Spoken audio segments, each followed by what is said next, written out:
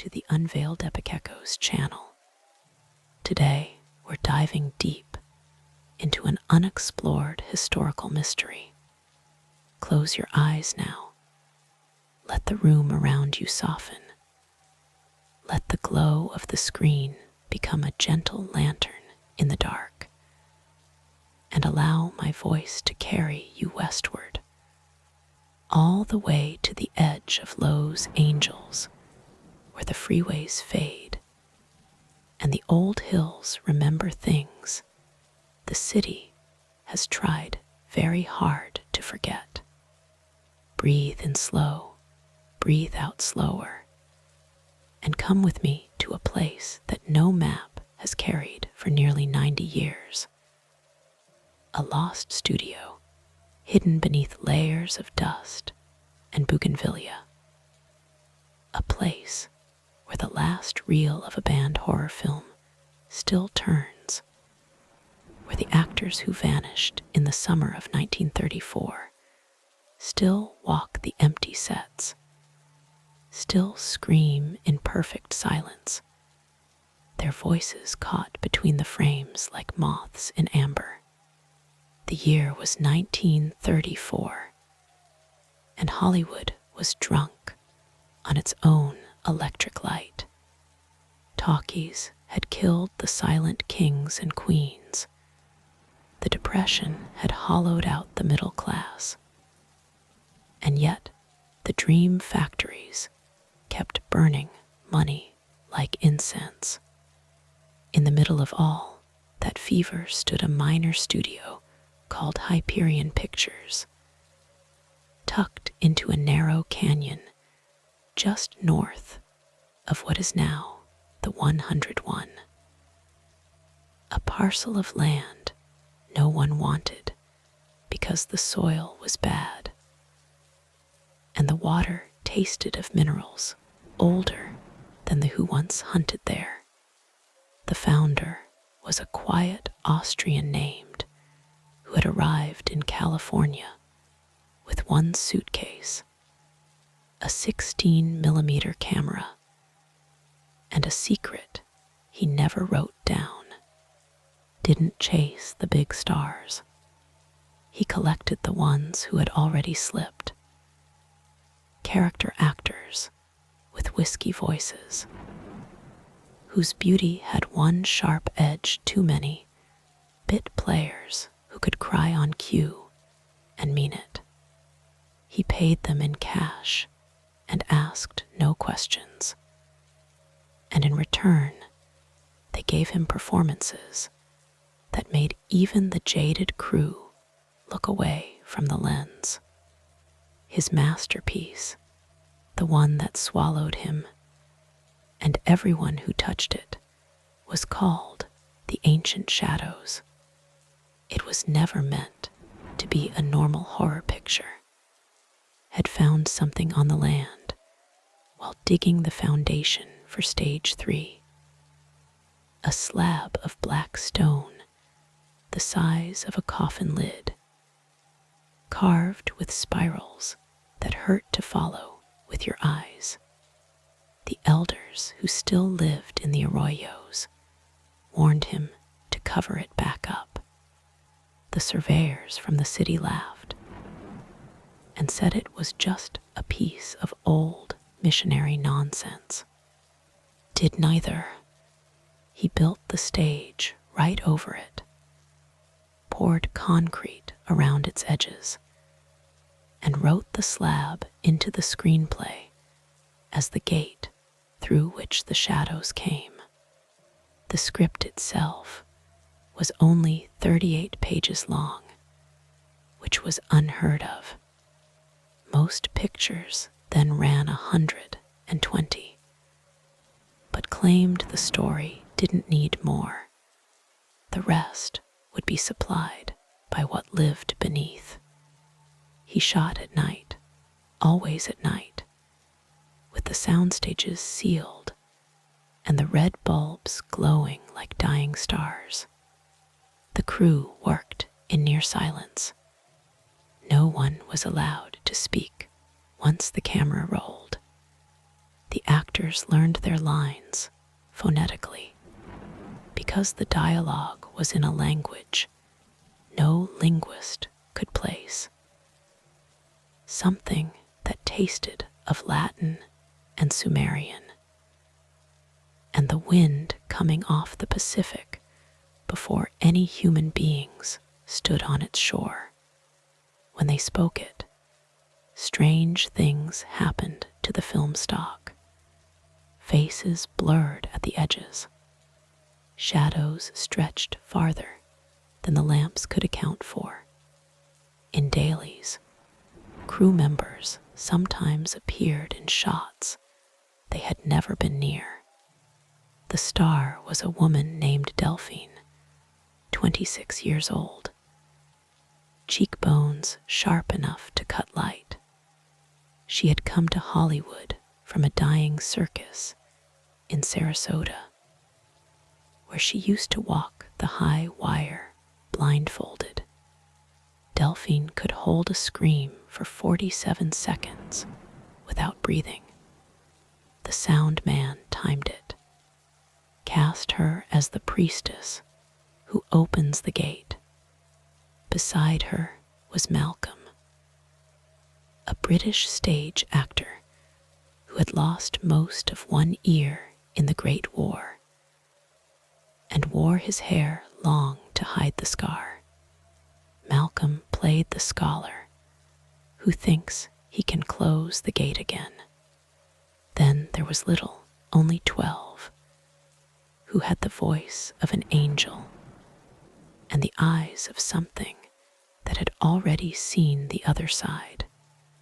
She was the child sacrifice who wasn't really a child at all.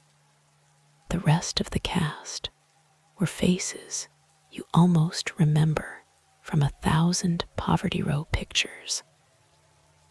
Actors whose names never made it above the title, but whose nightmares were about to become immortal. They shot for 21 nights. On the 22nd, the film was supposed to wrap. Instead, the studio burned. Not the clean, dramatic fire you see in movies. This was a slow, hungry thing that started inside stage 3 and licked outward without smoke, as though the oxygen itself had decided to devour the building. By the time the fire department arrived from Hollywood, there was nothing left but the slab, cracked down the middle, and a single can of film sitting on the asphalt, still warm. The can was labeled in careful hand: UMBRAE ANTIQA WRKPRINT. Do not project. No bodies were found. 43 people had been on the lot that night. 43 people simply ceased to exist in the way the living do. The city buried the story fast. Hyperion Pictures was already broke. The banks took the land, subdivided it, sold it to a developer who went bankrupt before he could break ground. Brush grew back. Coyotes returned. Decades passed. The freeway came within half a mile and stopped, as though even the engineers felt something push back. Kids who hiked the canyon told stories about hearing screaming when there was no wind, about seeing windows glowing in the hills where no house had ever stood. They called the place Screaming Ridge, then forgot why. But some things refused to stay forgotten.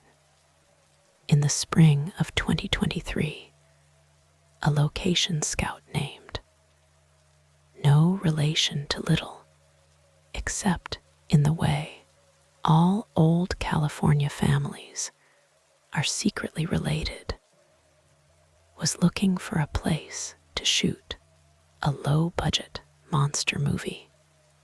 The director wanted somewhere that felt wrong, somewhere the audience would sense the rot before they saw it. Found the canyon on an old survey map in the basement of the Los Angeles County Recorder, a parcel still listed as Hyperion Studio Lot, tax exempt since 1934, because no one had ever claimed ownership after the fire. She drove up at dusk with a thermos of coffee and a flashlight, and found the chain-link fence half collapsed, the bougainvillea grown so thick it looked like the hill itself was bleeding purple. She walked the old access road until the asphalt gave way to cracked concrete painted with faded yellow numbers. 1, 2, 3, the sound stages. Stage 1 was only a foundation full of rattlesnake nests. Stage 2 had become a rookery for crows that screamed like women when she got too close. But Stage 3 was intact. The walls were blackened but standing, the roof sagging yet whole, as though the fire had happened somewhere else, and only the memory of flame had touched the building. The great sliding door hung open, just wide enough for a person to slip through. Stepped inside, and the temperature dropped 20 degrees. The air tasted metallic, like just before lightning. Her flashlight beam caught rows of seats, velvet long rotted to threads, and a screen still hanging, impossibly white after 90 years. And in the center of the floor, the slab. Cracked, yes, but the spirals were sharp, almost wet-looking, as though they had been recarved yesterday. Felt the scream before she heard it, a pressure behind her eyes, a note pitched exactly at the frequency that makes dogs howl and glass tremble. She ran. She didn't stop until she reached her car, and even then she could feel the canyon watching her leave. That night she dreamed of Delphine standing on the high wire again, blindfolded, arms out, while beneath her the audience was made of shadows, wearing the faces of people loved. Delphine smiled, opened her mouth, and the scream that came out was 47 seconds long and contained every name had ever been called and every name she had ever forgotten. She went back the next week in daylight with 2 friends who thought she was crazy but loved location, scouting almost as much as they loved her. They brought bolt cutters, crowbars, a drone, and a thermos of better coffee. The gate gave way easily, as though it had been waiting. Inside Stage 3, the darkness felt patient. They found the projector first, an ancient bell, and tucked behind the screen like a sleeping animal. Then the can of film, still sitting where the firemen must have missed it, the label peeling but legible. UMBRAE, ANTIQA, WORKPRINT. Do not project. They should have left it. They didn't.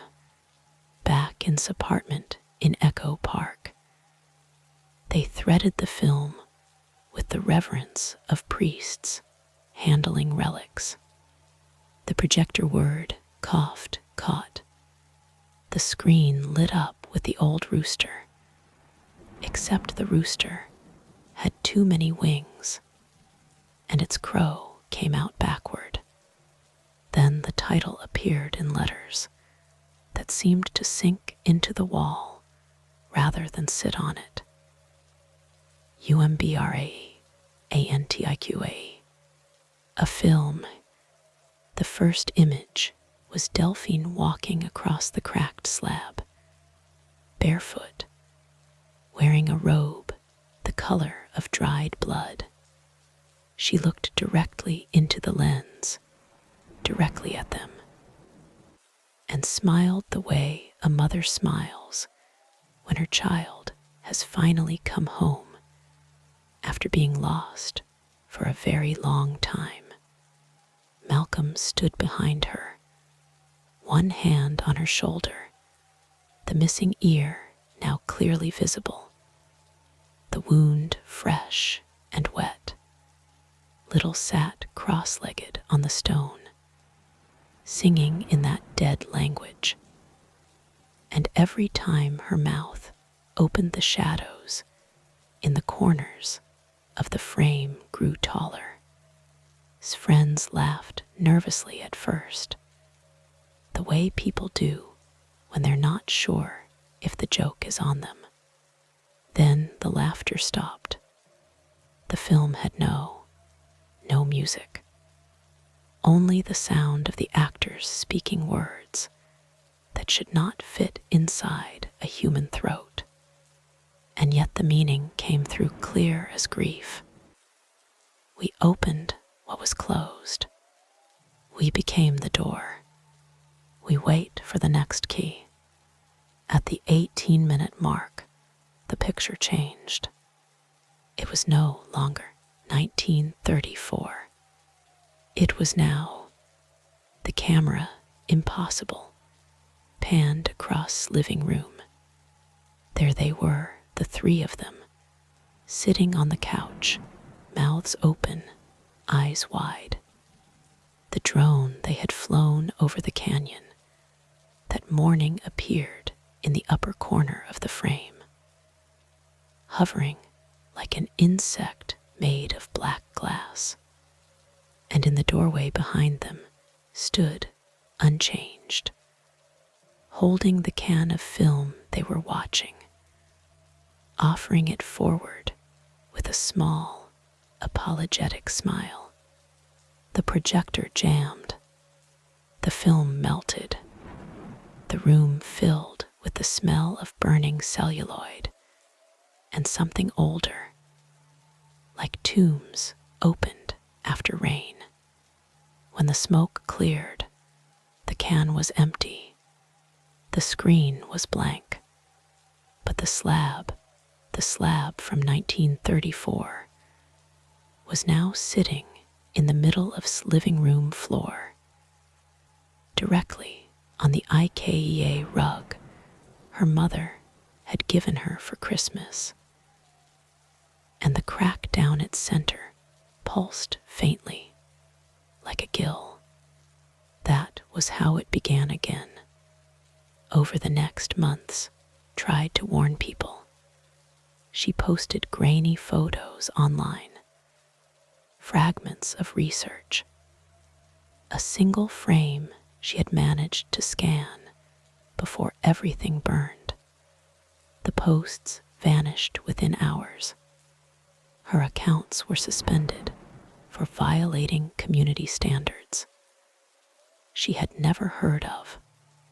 Friends stopped answering texts. Her mother left voicemails in a voice that wasn't quite hers, asking why couldn't just leave the past alone.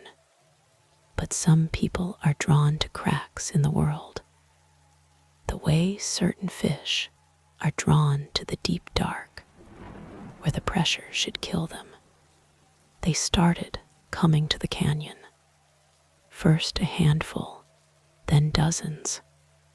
Film students, urban explorers, occultists who still believed in the old gods, sound designers who wanted to record the screams, a priest from a parish in Heights who brought holy water in a bottle and left without it. They came at twilight because the gate was easier then, and they left their names carved into the bougainvillea trunks like lovers who know they won't return. Inside stage 3, the sets had rebuilt themselves. Not perfectly, never perfectly, but close enough to fool the eye for a moment. There was the temple from the film, columns wrapped in living shadow. There was the library, where Malcolm first translated the warning too late. There was the nursery, where rocked a cradle that had never been empty, and always the slab, humming its low, motherly note that said, "Come closer, come all the way in. There's room." Some who entered never came out. Others did, but changed. They spoke softly from that day on, as though afraid of what their own voices might wake. They drew spirals on every surface. They screamed in their sleep for exactly 47 seconds, and then stopped mid-breath, as though someone had pressed pause. A few tried to burn the stage again. The fire refused to catch. The wood was already ash inside, waiting. Went back one last time on the anniversary of the original fire, August 17th, carrying nothing but a lantern made from a film reel and a single match. The canyon was quiet. Even the crows had gone. She walked the familiar path between the thorns and felt the old welcome in her bones. The one Delphine had smiled in the dream. The great door of stage 3 stood wide, and inside the screen glowed with a light that came from nowhere and everywhere. They were all there, waiting.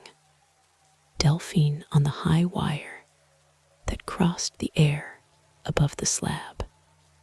Malcolm polishing glasses that reflected futures no one wanted.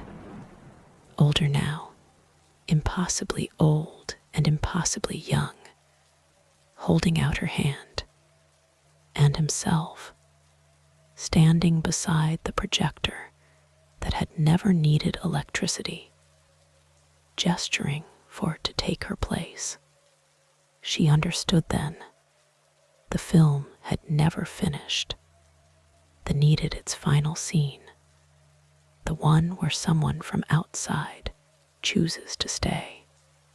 Only then could the loop close gently, the way a lullaby ends on the note that lets the child finally sleep. The actors weren't trapped. They were patient. They had been screaming for 90 years, not in pain, but an invitation. The longest, softest lullaby ever sung to the living. Set the lantern down. She stepped onto the slab. The crack sealed beneath her feet with a sound like a mother sighing in relief. The projector began to turn. Somewhere far away, in living rooms and bedrooms and cars, parked on dark streets, screens flickered once, briefly, showing a woman with kind eyes smiling as she finally came home. And in the canyon, stage 3 folded itself smaller than a seed, smaller than a memory, until there was only bougainvillea and the smell of night-blooming jasmine, and the faintest echo, so gentle you could mistake it for your own heartbeat, of a scream that lasted exactly 47 seconds. And then, for the first time since 1934, stopped. The city kept growing. The freeway inched closer every year. But the hill remembers. Sometimes, when the blow hot and restless, drivers on the 101 hear something just beneath the engine noise. A low, motherly hum that says, "Rest now, little ones, rest." And if they glance toward the dark ridge where no lights should be, they might see, for only a moment, the glow of an old white screen waiting patiently for the next key. Sleep, dear listener. The film is over. The actors are quiet at last. Let the canyons keep their secrets. Let the night keep you. Drift now deeper, deeper into the gentle dark, where no one needs to scream anymore. But whispers have a way of creeping back, don't they? Even in the deepest sleep, where the mind wanders through forgotten corridors. Something stirs, a faint rustle like celluloid unspooling in an empty theater. A breath held too long in the lungs of history. The canyon may have folded stage 3 away, like a secret tucked into the earth's pocket. But secrets, especially those carved in stone from times before the hills had names, never truly vanish. They wait, patient as the roots that split rock over centuries, for the next rain to wash away the dust, for the next curious soul to trace the spirals with a fingertip and feel the hum rise up through their bones. It was a historian named Elias who felt it next. A man in his late 50s with wire-rimmed glasses, perpetually smudged from handling yellowed manuscripts in the dim vaults of the Huntington Library. Elias had spent his career chasing the ghosts of old California, not the glamorous ones of Hollywood's golden age, but the deeper shades, the ones left by the Chumash and by the Spanish friars who built missions on bloodied ground, by the prospectors who clawed at the earth for gold that wasn't there. He knew the land held layers, like an onion wrapped in myth, each peel revealing a sharper sting. In the winter of 2024, after a rare storm that turned the arroyos into rushing rivers, Elias stumbled upon a reference in a forgotten journal from 1847, penned by a Franciscan monk named Padre, who had wandered too far north from Mission San. The journal was brittle, its pages spotted with age, but the words leaped out. In the canyon of shadowed stones, where the ancients sealed their pact with a slab lies buried, marked with the devil's script. The natives speak of it as the mouth of the forgotten. a gate through which the screams of the old gods echo when the moon is thin. I have seen it in dreams, and it calls me still.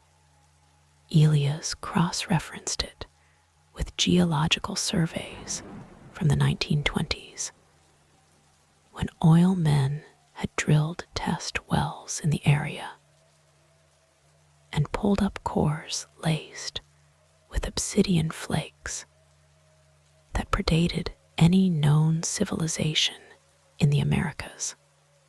Obsidian from a volcano that hadn't existed for 10,000 years. The pieces fit too neatly. The slab had found wasn't even native. It was older, from a time when the Pacific lapped at different shores, when megafauna roamed and humans, or something like them, carved warnings into rock that would outlast empires. Elias drove to the canyon on a crisp February morning, the kind where the air smells of eucalyptus and promise. He parked where had once left her car, the bougainvillea still bearing faint scars from the carvings of those who came before. The hill looked innocent now, a gentle swell of chaparral dotted with California poppies that nodded in the breeze like sleepy children. But as he hiked deeper, the ground softened underfoot, as though the soil remembered the rain and hungered for more. He found the spot by instinct, a depression where stage 3 had been, now overgrown with wild mustard that whispered as he pushed through.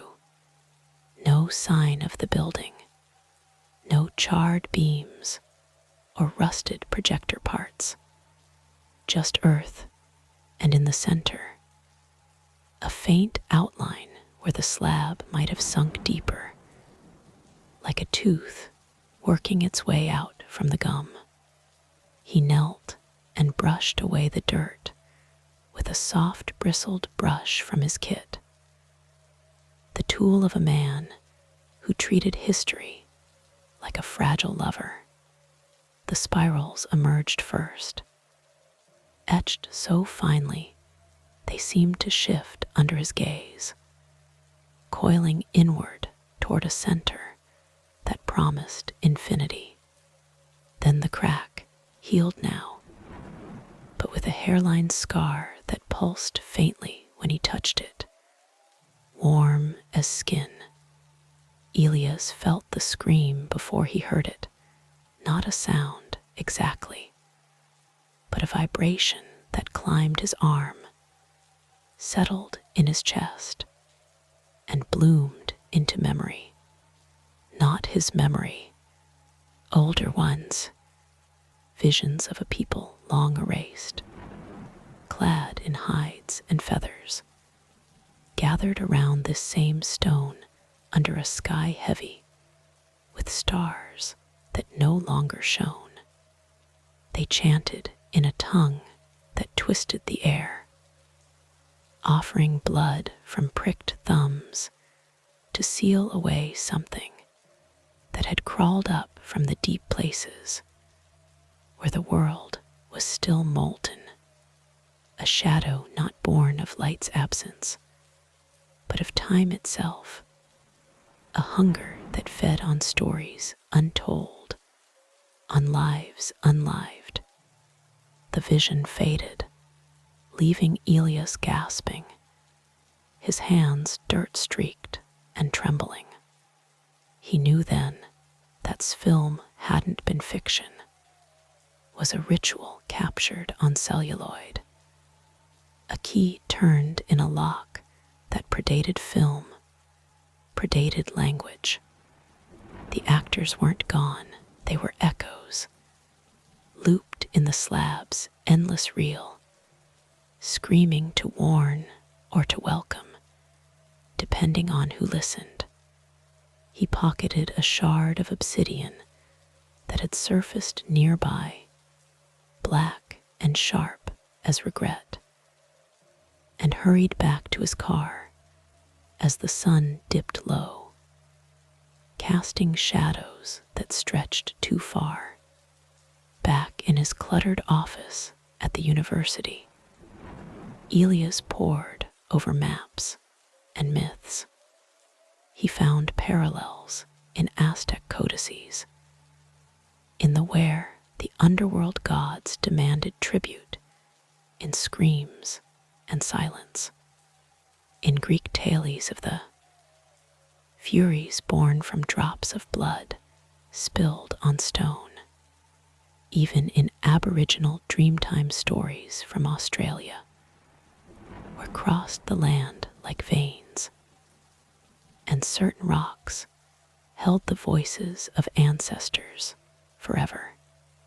The slab was a nexus, a point where the veil thinned, and had punched through it with his camera, letting the ancient shadows spill into the modern world like ink from a cracked bottle.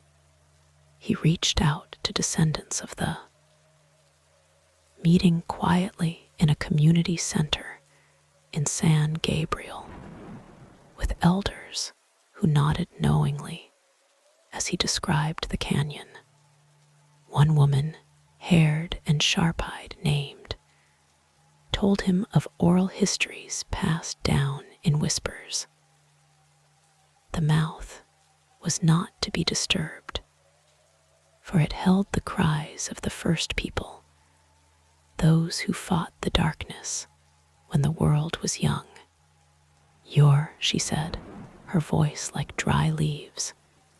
He didn't discover it. He awakened it, and now it hungers for more stories to swallow.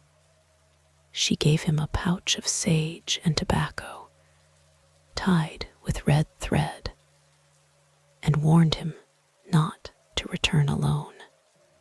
But Elias couldn't let it rest. The academic in him demanded proof. The dreamer in him craved the thrill of unveiling what had been veiled. He assembled a small team. A geologist friend named who specialized in anomalous formations, a sound engineer called Raj who could capture frequencies beyond human hearing, and a young grad student, eager for adventure and blind to the risks. They went back at midnight under a new moon, when the stars were sharp and the city lights a distant haze. Armed with ground-penetrating radar, audio recorders, and pouch, they set up camp at the depression. The radar pinged first, showing a void beneath the slab, a chamber the size of a small room, walls etched with more spirals that echoed the surface ones. Raj's microphones picked up the hum, low and steady, spiking into bursts that resembled speech patterns from dead languages, Sumerian fricatives, Proto-Indo-European vowels, all woven with something utterly alien. Sketching the patterns, felt his hand move of its own accord, drawing faces he didn't recognize. Delphine's blindfolded gaze, Malcolm's profile, his innocent smile twisted into something eternal. As the night deepened, the ground trembled softly, like a great beast shifting in sleep. The slab cracked open again, not with violence, but with a sigh, revealing stairs carved into the earth. Descending into cool darkness, that smelled of wet stone and forgotten incense. Elias led the way, lantern in hand, the light flickering as though reluctant to illuminate what lay below. The chamber was as the radar promised, circular, walls alive with carvings that told a story older than humanity's first fire. It began with figures emerging from the sea, not swimming, but rising, their forms fluid and shadowed, eyes like voids. They taught the early peoples, stick figures with spears and baskets, how to bind the shadows, how to seal them with blood and chant, carving the slab as a lid on the well of eternity. But the shadows were cunning. They whispered promises of immortality, of art that lived forever, past in the carvings. Shamans who listened too long and became part of the stone, explorers who vanished, friars like Padre who dreamed and woke screaming. Then in the final panel, crude but clear, a man with a camera, actors in robes, a fire that didn't consume but transformed, and below it all, a warning in symbols that burned the eyes. The real turns eternal. Feed it or be fed to it. They found the film can at the chamber's center, resting on a pedestal of fused obsidian, labeled anew. UMBRAEANTIQA. Final cut. Project at your peril. Beside it, props from the set. Delphine's robe, stained with what might have been blood or makeup. Malcolm's glasses, lenses cracked, cradle, rocking gently on its own.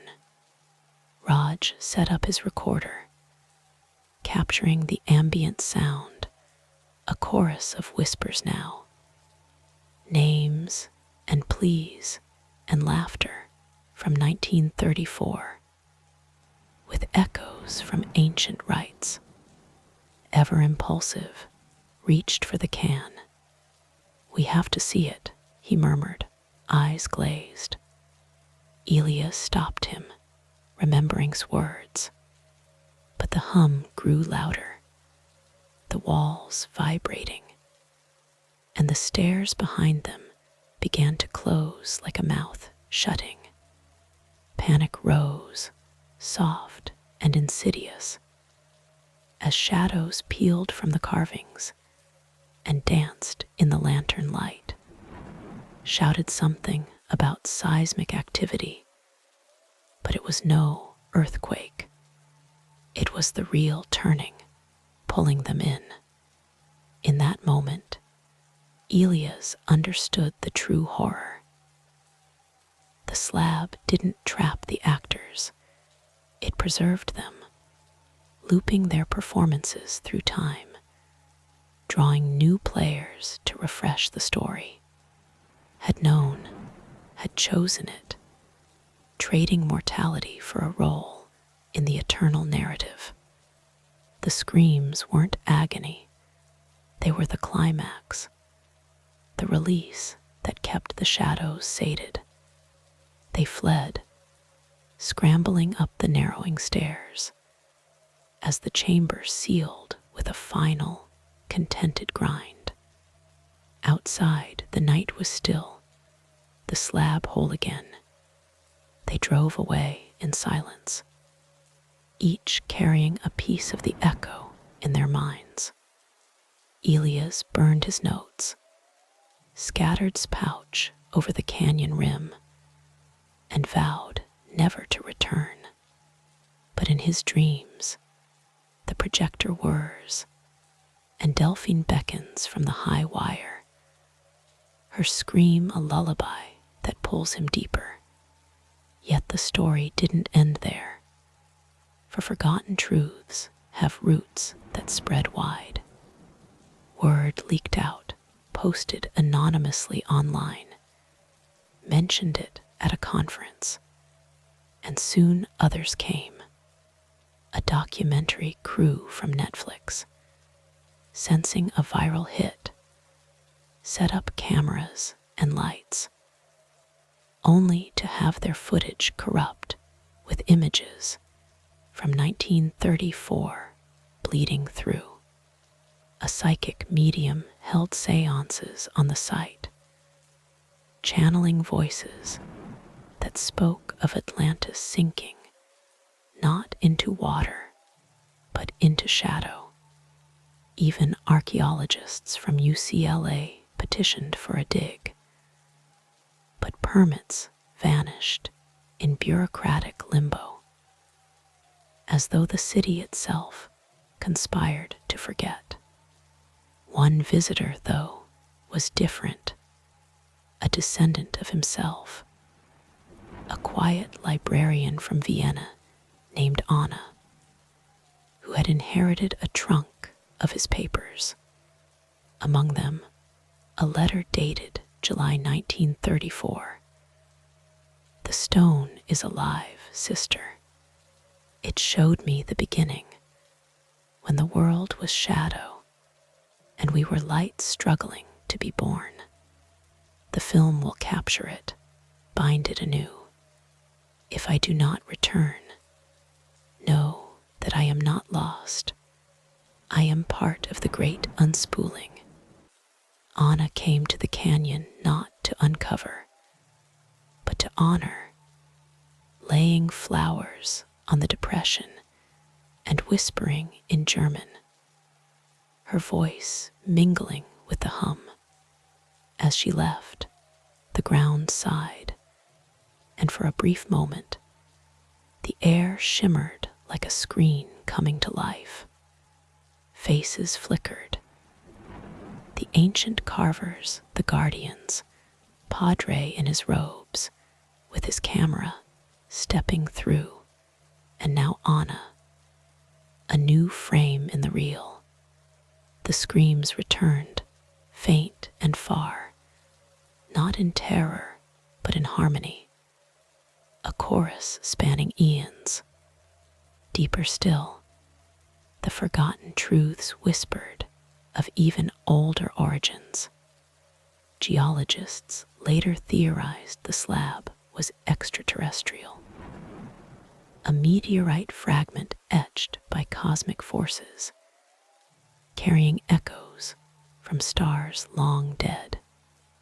Anthropologists linked it to global myths, the Babylonian, where chaos was sealed in stone, the Norse Ymir, whose body formed the world, but whose cries lingered in the fjords. Biologists, examining soil samples smuggled out, found microorganisms that classification, pulsing with bioluminescence in patterns matching the spirals, as though the earth itself remembered and retold the tale. In quiet moments, when the hush and the city sleeps, those who know listen for the hum. It's there, beneath the traffic, beneath the dreams, a gentle reminder that some stories never end. They only pause, waiting for the next act. The actors still walk the sets, their screams a soft invitation to join the dance.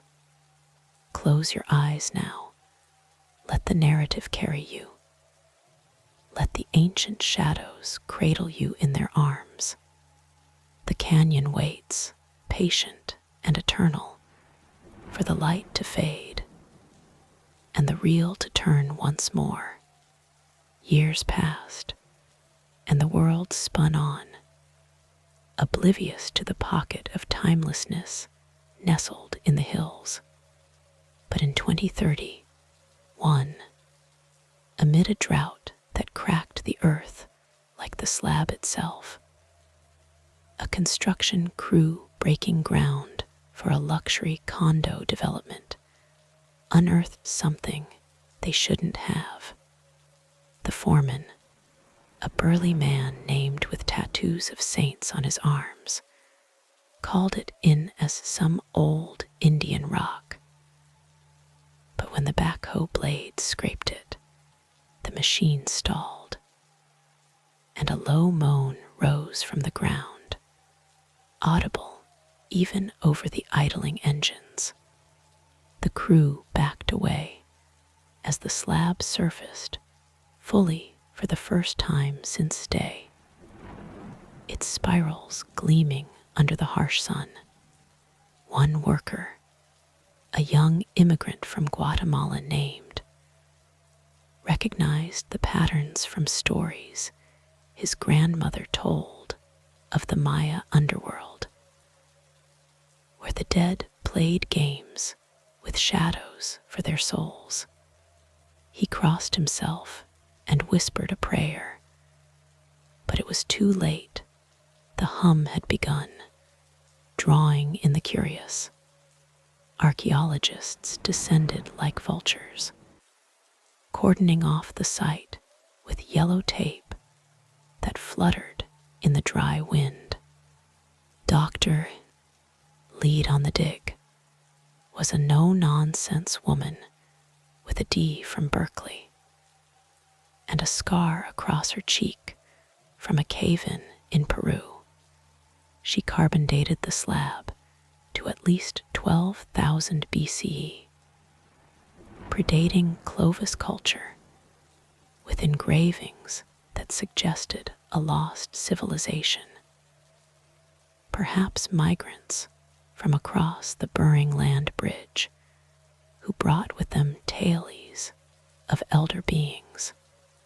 Spectrographic analysis revealed traces of iridium, the marker of asteroid impacts, linking it to the crater that ended the dinosaurs.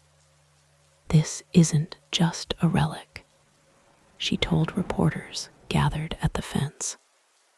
It's a message, and we're finally listening. But as they excavated, strange things happened. Tools went missing, only to reappear arranged in spirals. Workers dreamed in unison, waking with the same 47-second scream lodged in their throats.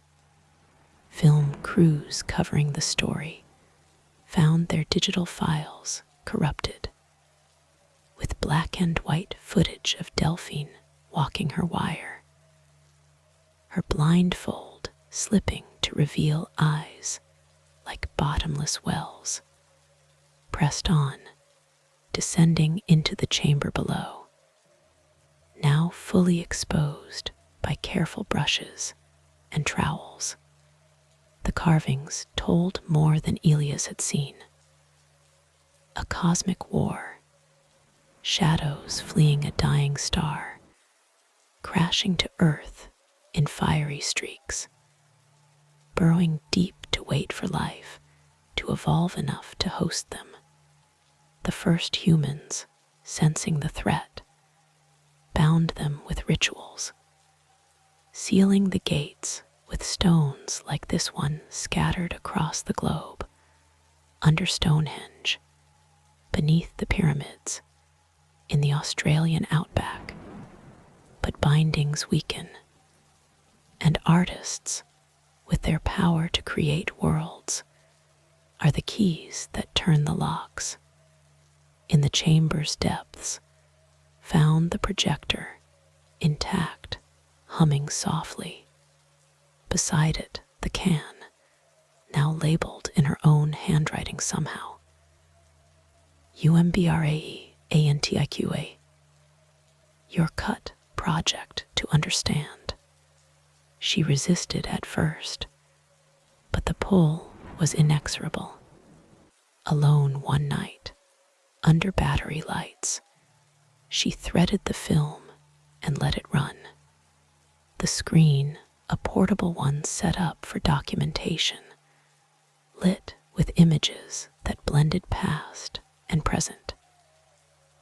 Ancient shamans chanting around campfires, crew in the soundstage, friends on the couch, Elias in the chamber, and now, watching herself watch, the dialogue, that impossible language, translated in her mind. We are the forgotten, the truths too vast for daylight. Join us and live forever in the story.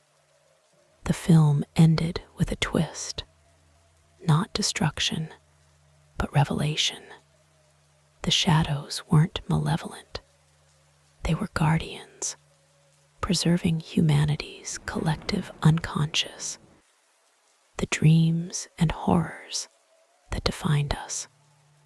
The screams were births, each one adding a layer to the narrative that kept the world spinning, had understood, choosing to become part of it, his actors following willingly into immortality.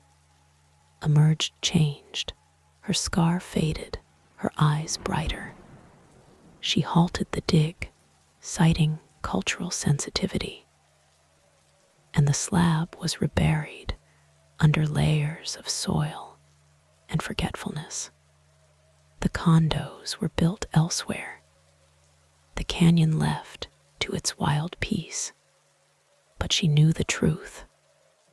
The story continued, unspooling through time, waiting for the next director, the next priestess, to add their scene. In the quiet hours, when sleep beckons like a soft shadow, remember this: the forgotten studio isn't lost. It's everywhere, in every dark corner where light meets absence, in every tale whispered to chase away the night. The actors scream still, but gently now, a lullaby for the weary. Drift with them, dear one, into the reel that never ends, where mysteries unfold like petals in the dawn. And so the echoes fade, but never fully. They linger in the wind through the canyons, in the flicker of old films on late-night TV, in the dreams of those who seek the hidden. The slab rests, sated for now, its spirals dreaming of the next turn. Sleep comes easy when you know the story holds you safe, wrapped in ancient arms. But the real, dear listener, has more frames to unspool, more shadows to cast across the quiet canvas of your mind as you drift toward that velvet edge where wakefulness dissolves into dream. Let the words wrap around you like mist rising from the Pacific at dawn, cool and insistent, carrying you further into the canyon's embrace, where the forgotten truths pulse like a hidden heartbeat beneath the chaparral. Having sealed the slab once more under layers of earth and official silence, returned to her life in the sunlit world of academia.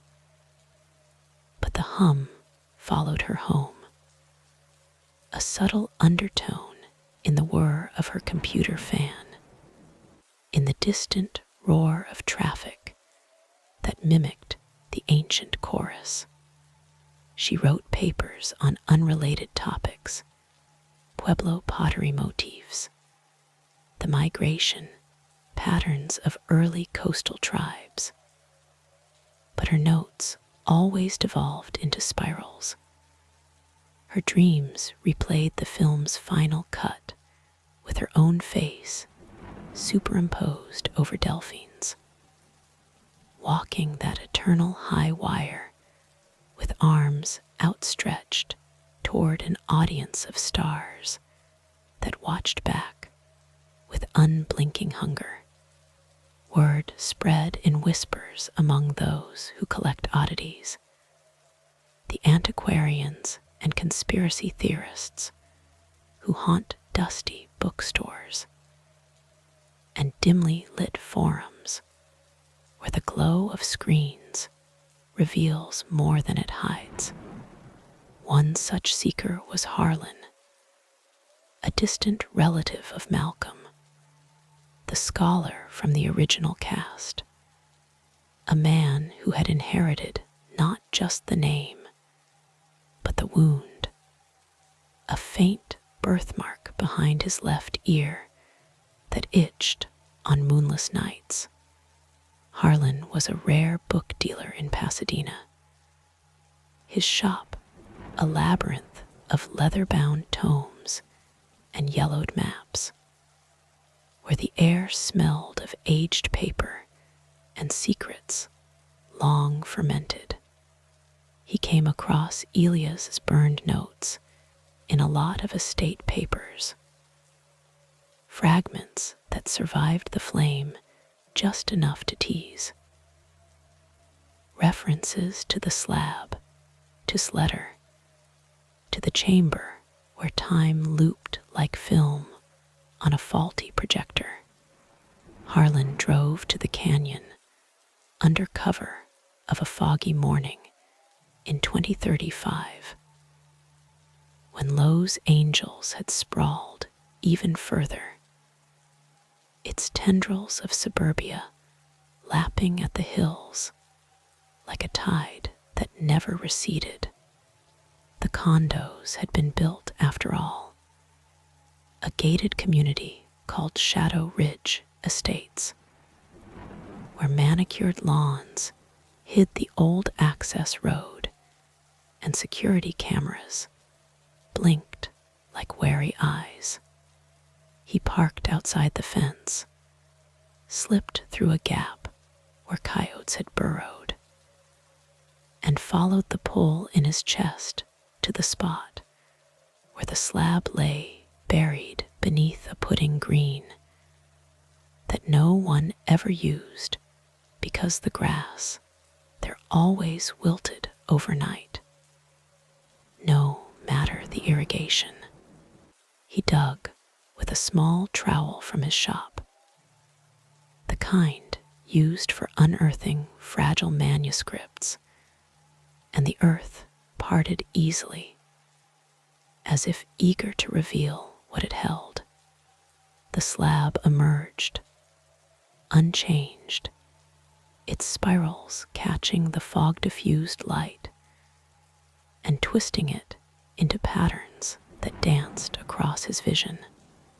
Touching it, Harlan felt the scream rise, not his own, but Malcolm's, an echo from 1934 that carried the weight of a warning unread, a plea to turn back before the shadows claimed another. Visions flooded him. His ancestor in the trenches of the Great War, the shell that took his ear also opening a crack in his soul through which the ancient whispers seeped, finding Malcolm in a London pub, promising him a role that would heal all scars by making them eternal. The final night on set, where the fire wasn't destruction, but transfiguration. The cast stepping willingly into the slab's glow as the camera captured their ascent or descent into the real. Harlan pulled back, but not before pocketing a sliver of the stone, black and warm, that hummed in his coat like a talisman. Back in his shop, he placed it beside a first edition copy of Staley's, and that night the books began to whisper. pages turned on their own, revealing marginalia in hands long dead.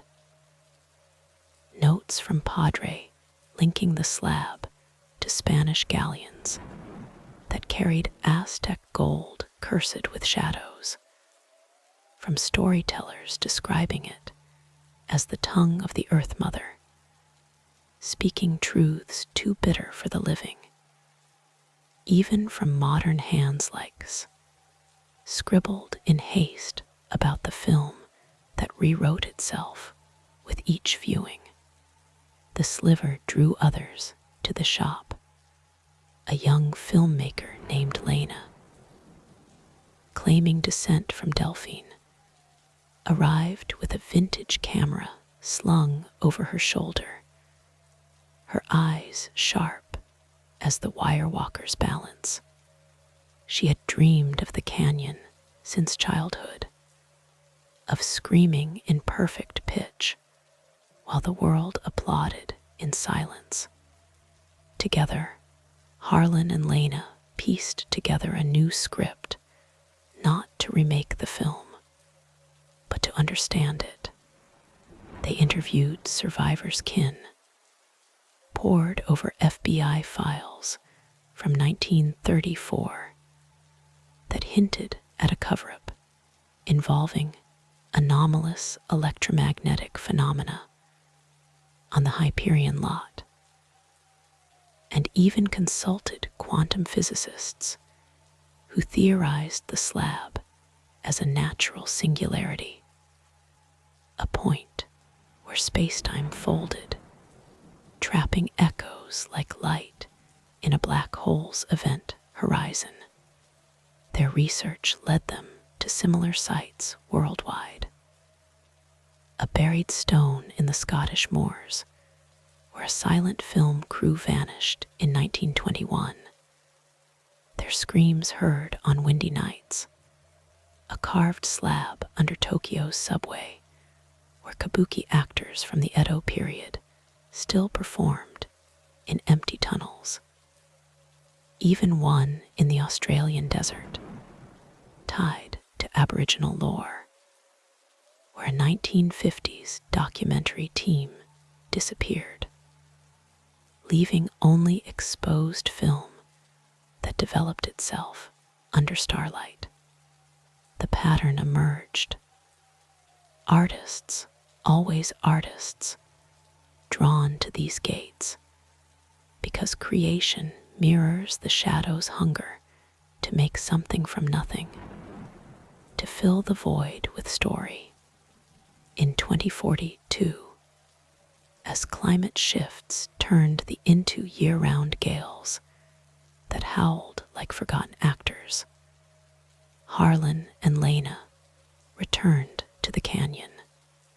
The estates had failed, abandoned after residents reported nightly projections on their walls, ghostly images of Delphine balancing, Malcolm reciting incantations, singing lullabies that lulled children into comas from which they woke, speaking dead tongues. The pudding green had sunk, revealing the slab fully, cracked anew as if breathing. They descended into the chamber, now wider. Its walls expanded with fresh carvings depicting revelation, Elias' flight, his embrace. At the center, the projector awaited, the can labeled in spiraling script, UMBRAEANTIQA, Eternal Cut, Project to Join. Lena threaded the film with steady hands, and as it ran, the air thickened with presence. The screen showed not just the past, but futures branching like roots. Worlds where the shadows were freed and humanity dreamed as one, others where they remained sealed and art withered into silence. The choice, the film whispered, was in the viewing. They chose to add their scene. Harlan stepped forward, offering the sliver back to the pedestal, and Lena filmed it with her camera. Capturing the moment, the crack healed, and the hum swelled into song. The shadows enveloped them gently, not in terror, but in welcome, folding them into the reel where Delphine smiled from her wire. Malcolm nodded from his library, extended her hand from the cradle. The screams harmonized now, a symphony of remembrance, echoing through the chamber and up into the night where stars wheeled like sprockets in a cosmic projector. Above, the canyon's side, the bougainvillea blooming in impossible colors, and the city below flickered as if caught in a frame skip. On the distant freeway felt a momentary peace, a lull in the chaos, as though an unseen director had called cut on their worries. The slab rested deeper, its secrets refreshed, waiting for the next souls drawn by the pull of untold stories.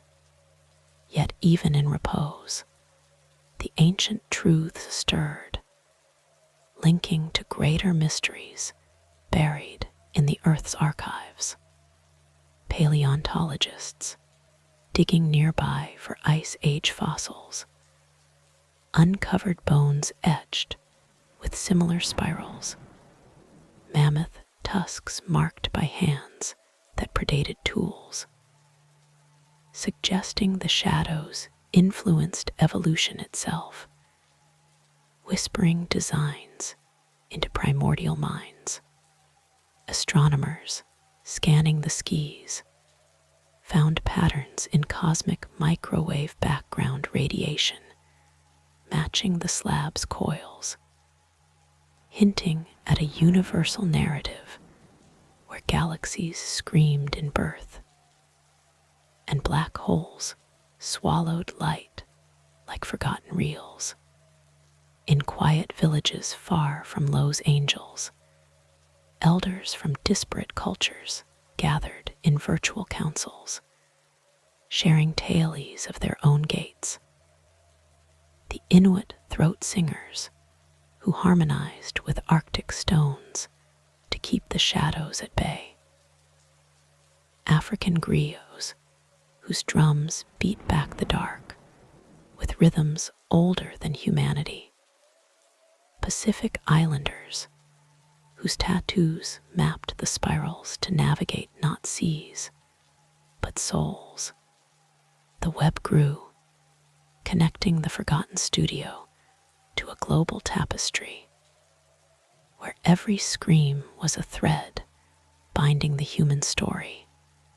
Back in the canyon, as rains returned and wildflowers carpeted the hills, a child wandered in from the encroaching suburbs, a girl named Arya, with eyes like, and a voice that could hold a note forever. She found the depression, touched the earth where the slab dreamed, and felt the hum rise like a mother's heartbeat. The ground parted just enough to reveal a glint of obsidian, and as she picked it up, the air shimmered with faint projections.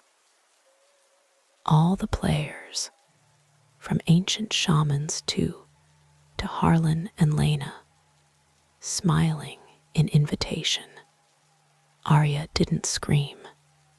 She sang, a melody that wove through the spirals, adding her verse to the eternal script.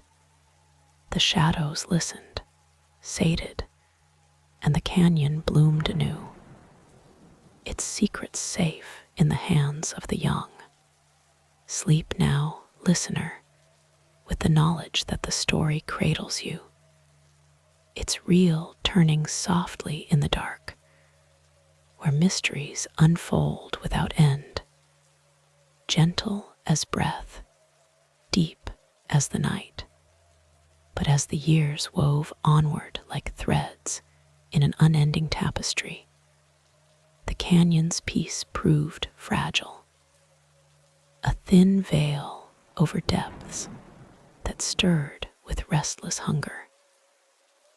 And it was in the autumn of 2057, when the wildfires licked closer than ever to the city's fringes, that the next chapter unfurled in ash and whisper.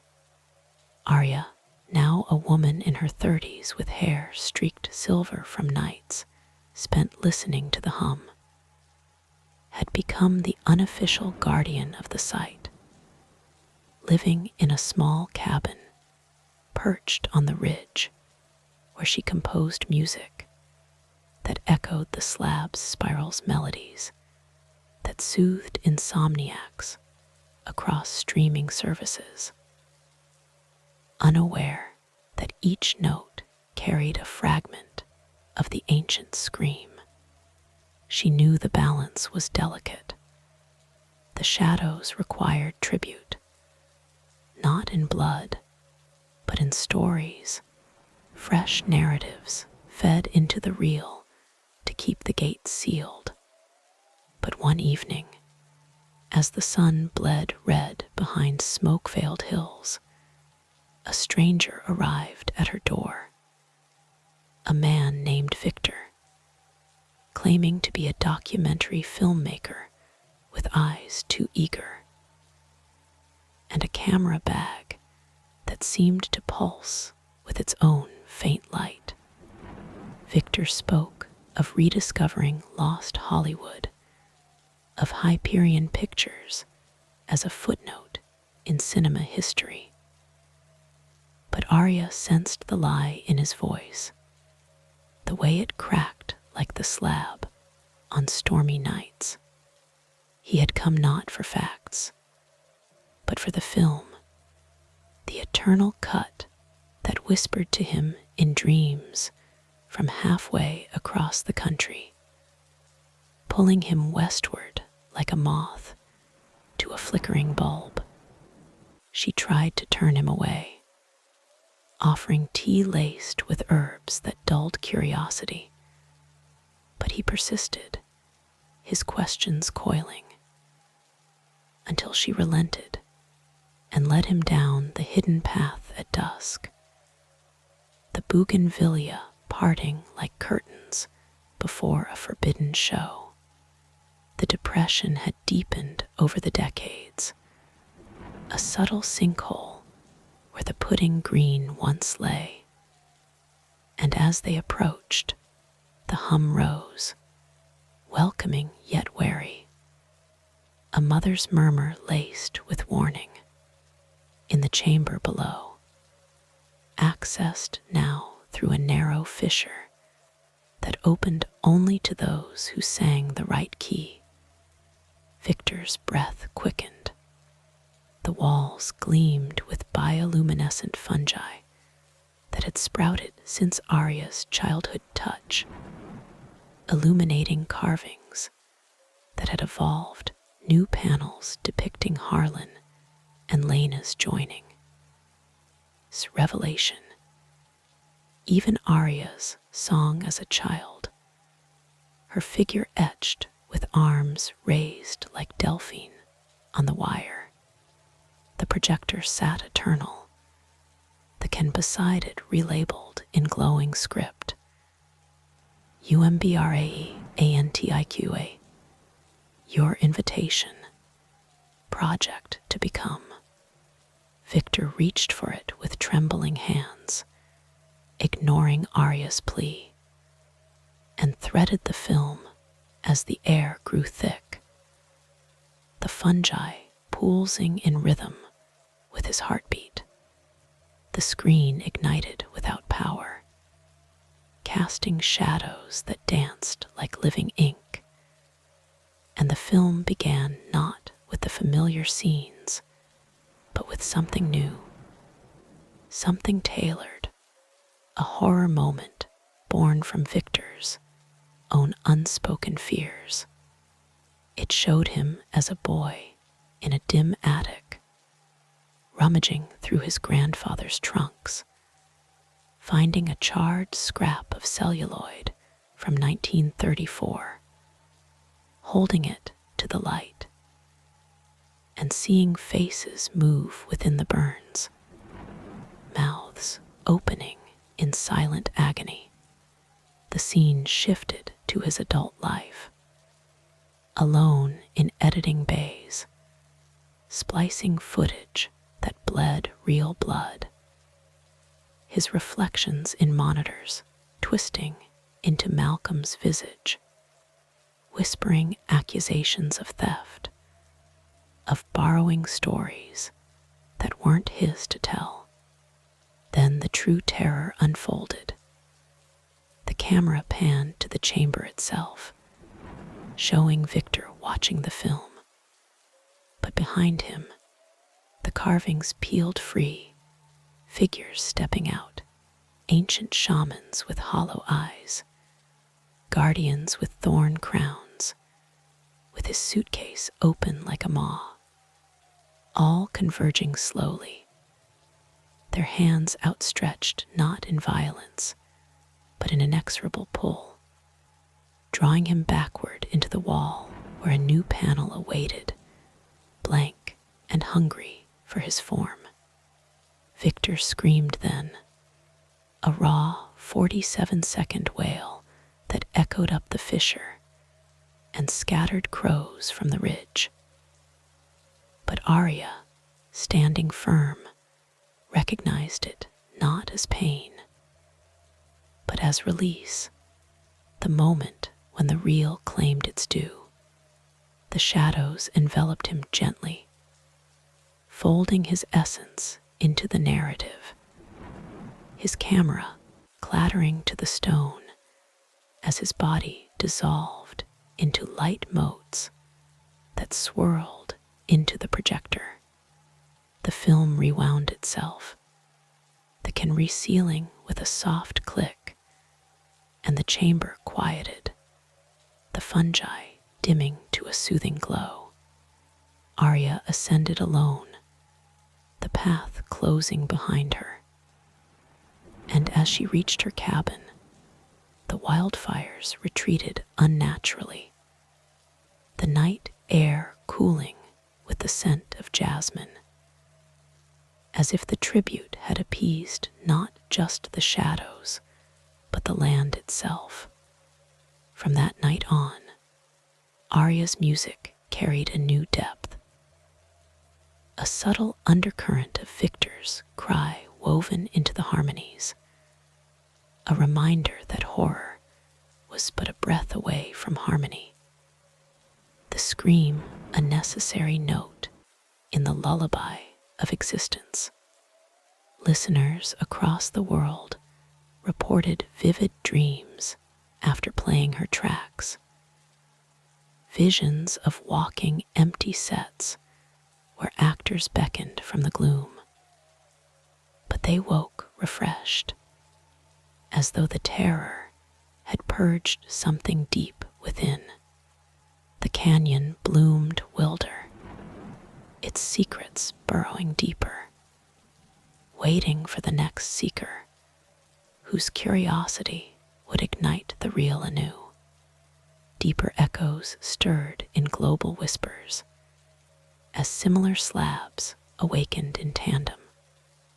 A tremor in the Scottish moors, where a film festival screened lost reels, and attendees vanished mid-applause.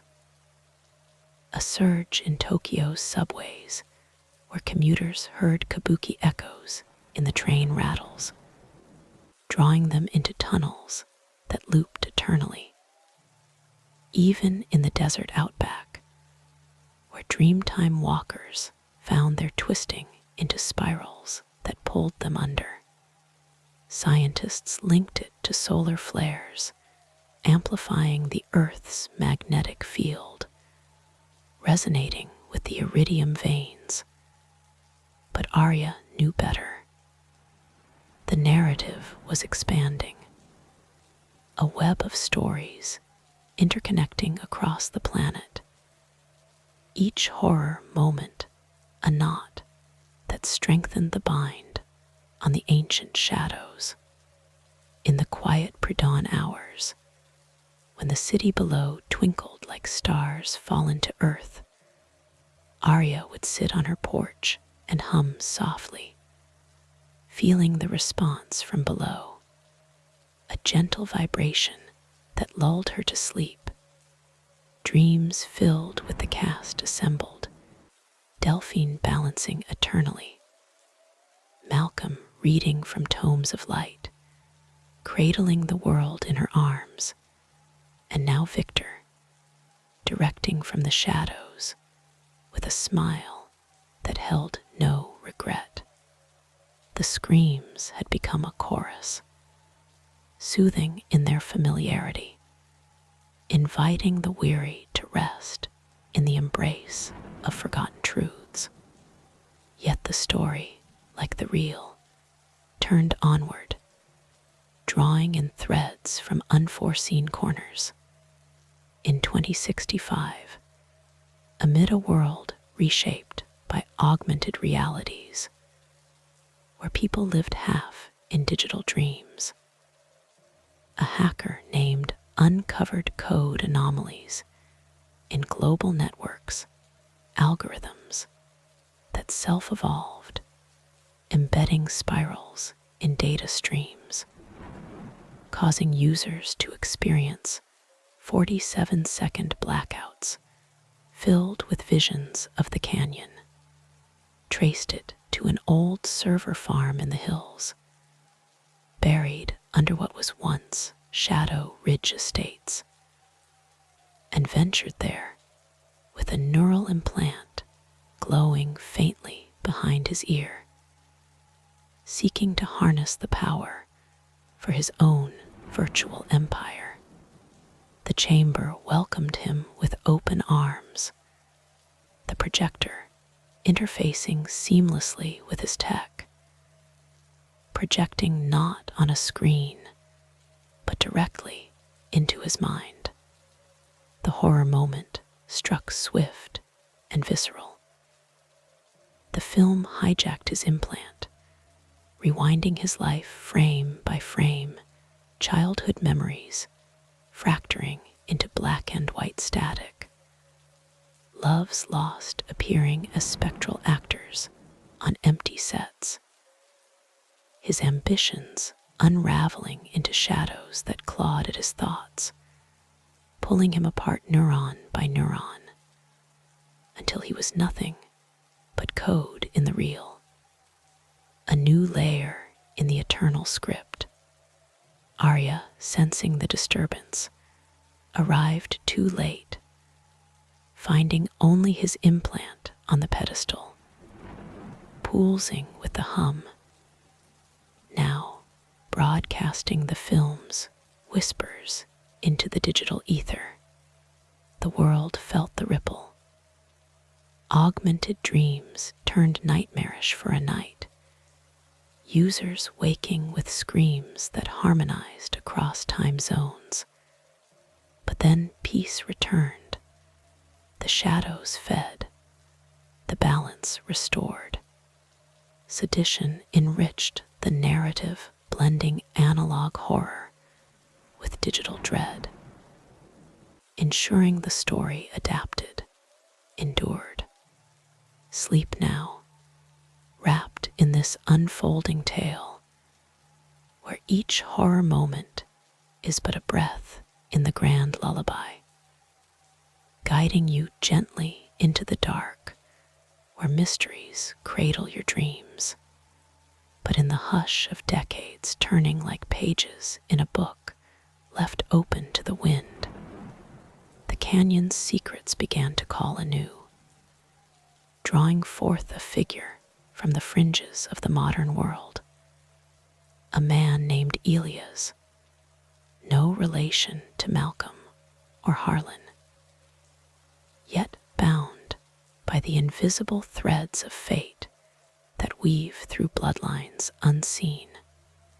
Elias was a night watchman in the sprawling warehouses of downtown Los Angeles, a solitary soul in his 40s with eyes hollowed by insomnia, and a habit of listening to old radio plays on his phone to chase away the silence of empty hours. He had stumbled upon Aria's music online one sleepless night, her melodies pulling at something deep within him, evoking half-remembered dreams of flickering screens and screams that echoed not in fear, but in longing. Compelled by an urge he couldn't name, he traced the source to whispers on obscure forums about the canyon, about a studio where the dead still performed.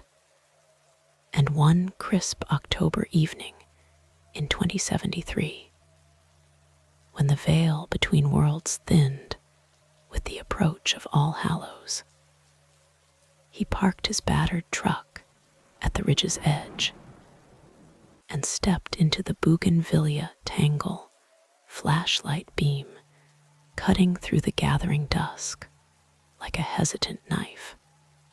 The path unfolded before him as if expectant, roots parting underfoot with soft sighs, and the hum rose gradually, a vibration that climbed his legs and settled in his chest like a second heart beating out of sync.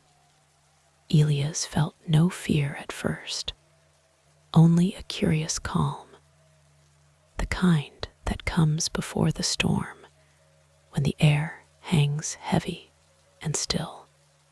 He found the fissure easily, a crack in the earth widened by recent quakes that had rattled the city, and descended with the steadiness of a man who had guarded shadows all his life.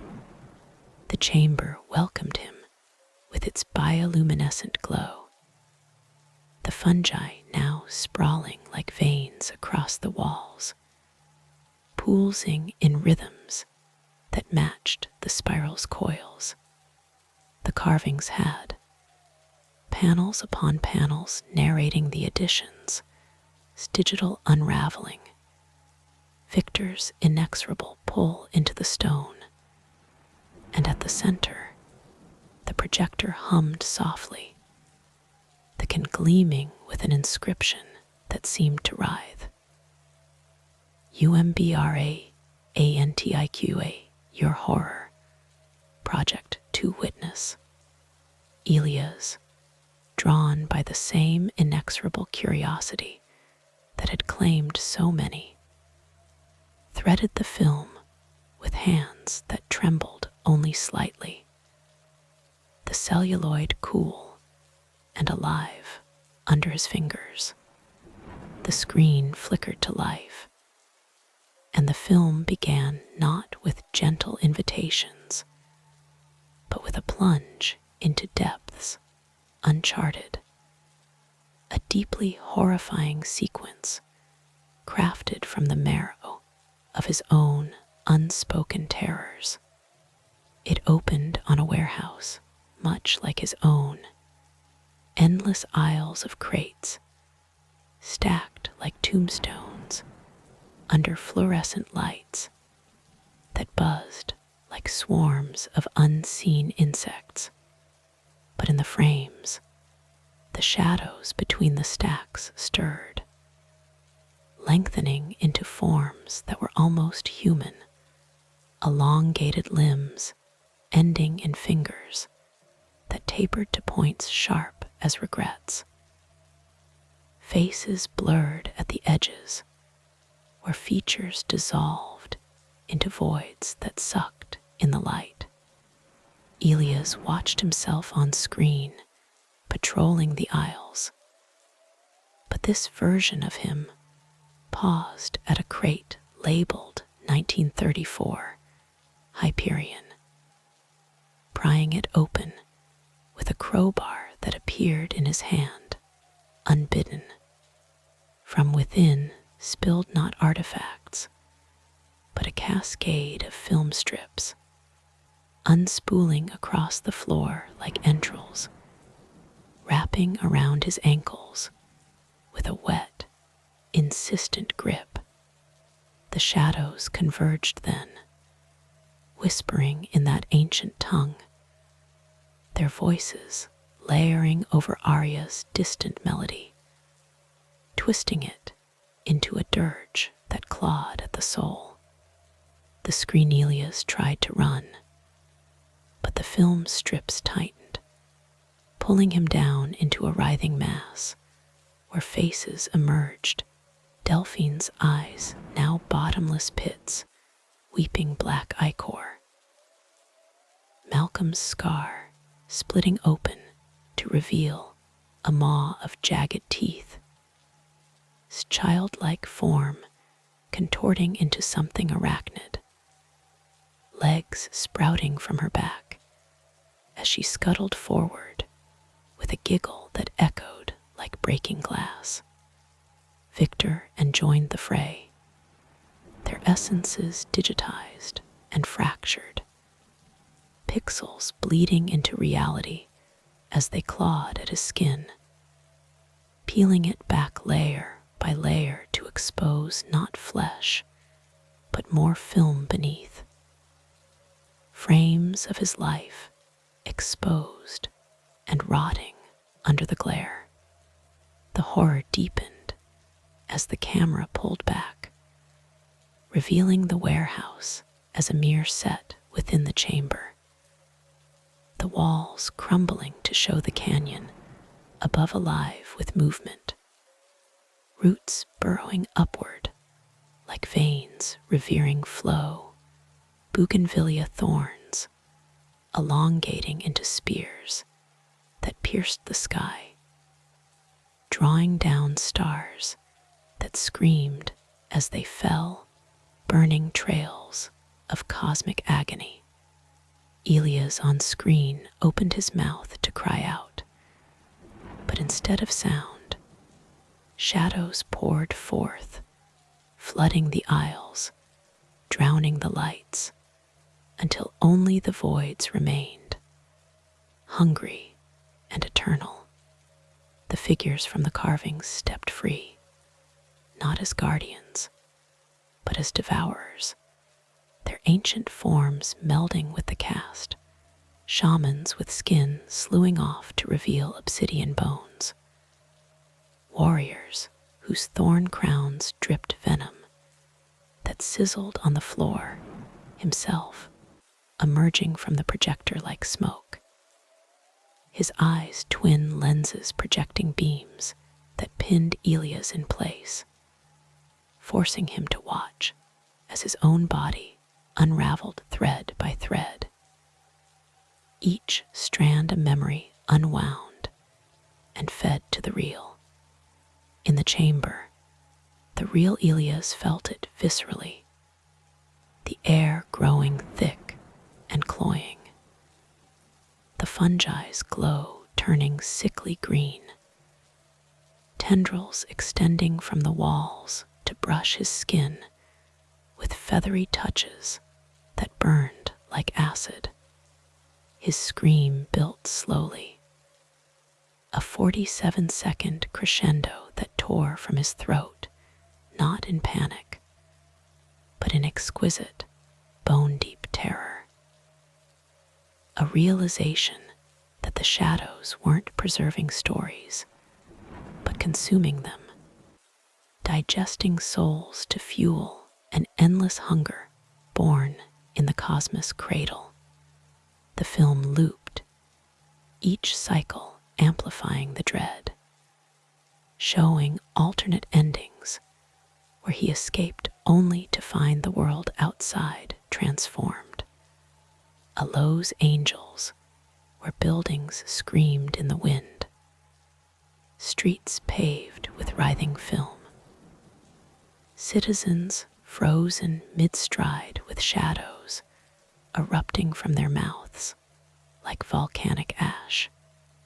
Yet even in this abyss, the story's lullaby wove through, Aria's melody resurfacing faintly, a thread of calm amidst the storm, reminding that horror was but the dark side of wonder, the scream a prelude to silence.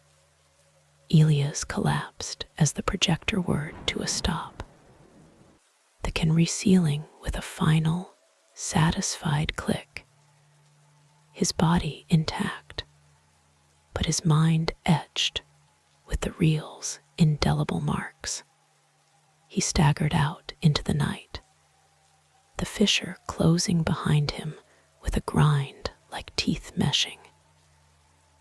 And as he drove away, the canyon's hum followed, a soothing undercurrent to the terror, lulling him toward a sleep where nightmares cradled rather than chased. From that encounter, the narrative rippled outward, the deeply horrifying essence seeping into the world's veins. Aria's music gained a new undertone, listeners reporting dreams where the gentle tunes fractured into cacophonies of dread, waking with hearts pounding yet strangely at peace, as if the horror had purged their deepest fears. Global sights awakened fiercer, the Scottish slab birthing mists that swallowed villages whole, figures emerging to drag the living into peat bog depths, Tokyo's tunnels echoing with kabuki masks that fused to faces, forcing wearers to perform eternal tragedies.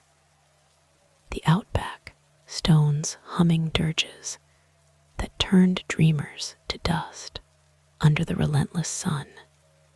Scientists scrambled, linking it to quantum entanglements, where the slabs resonated like tuning forks struck in unison, amplifying the ancient hunger.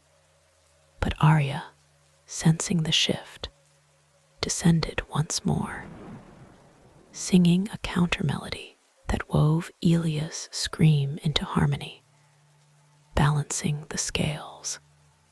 The shadows retreated, sated by the fresh tribute, their devourings revealed as illusions, transformations, not endings, where terror birthed rebirth. Elia's changed, joined her as guardian, his insomnia cured by nights spent humming to the hum, the horror now a companion, gentle in its familiarity.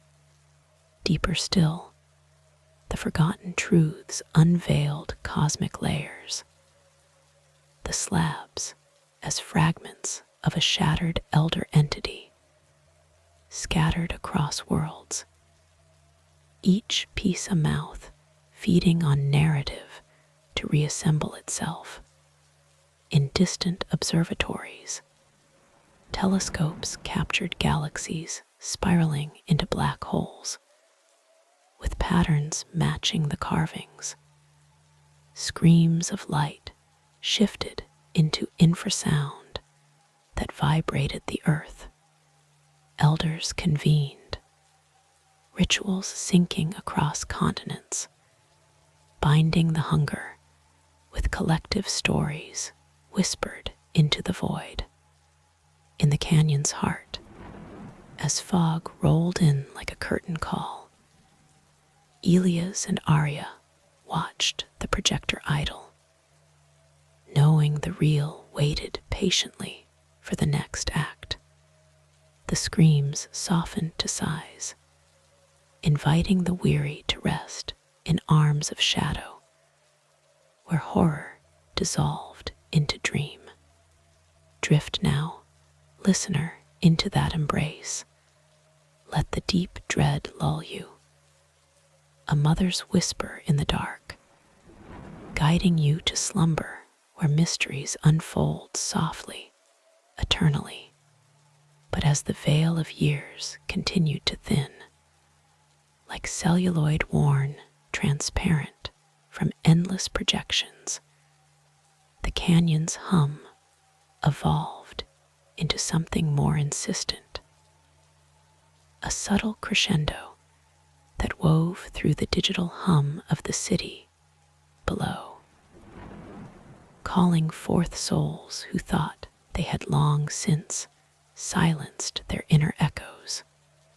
In the sweltering summer of 2081, when heat waves turned the freeways into mirages, and the air shimmered with the ghosts of evaporated rains, a new wanderer heeded the call, a woman named, a neuroscientist from the gleaming labs of Silicon Beach, where minds were mapped and dreams digitized for the masses, had dedicated her life to unraveling the enigmas of sleep, implanting neural weaves that allowed people to lucid dream custom worlds, escaping the drudgery of an overheating planet. But her own nights were plagued by fragments, a high wire taut under bare feet, a ear whispering forgotten lines, a child's cradle rocking to a rhythm that synced with her pulse. She traced the disturbances to old archives, digitized scraps from 1934 that mentioned Hyperion pictures, and deeper still, to forums where survivors like Elia's shared veiled warnings, compelled by scientific curiosity masked as obsession. She arrived at the ridge one twilight, her neural implant glowing faintly under her skin, recording every synapse as she pushed through the bougainvillea, now overgrown with vines that seemed to pulse like veins under the fading light. The path descended steeper than before, the earth softened by erosion from flash floods that had carved new scars into the hill, and the hum greeted her like an old acquaintance, vibrating through her implant and amplifying into visions, fleeting glimpses of the chamber below, walls alive with carvings that shifted as if breathing. Elias and Arya were gone now, their essences woven into the real years prior, leaving the site unguarded but not unprotected. The shadows themselves stood sentinel, whispering dissuasion to the unworthy, felt their probe, a chill that crawled along her nerves. But her implant shielded her, analyzing the frequencies as anomalous brainwaves, akin to those in deep REM, but laced with something primordial. She slipped into the fissure, wider now, its edges fringed with obsidian shards that caught the last rays of sun and refracted them into rainbows tainted with black. Inside, the chamber had expanded, a vast cavern where the bioluminescent fungi sprawled like a neural network, illuminating panels that chronicled eons, the cosmic shatter, the earthly bindings, artistic tributes from two, each horror moment etched with excruciating detail. The projector loomed larger, an artifact fused with tech from Simplant. Its lens, a swirling vortex that pulled at the air. The can rested beside it, inscribed with words that morphed before her eyes. UMBRAE ANTIQA, your DPTHS.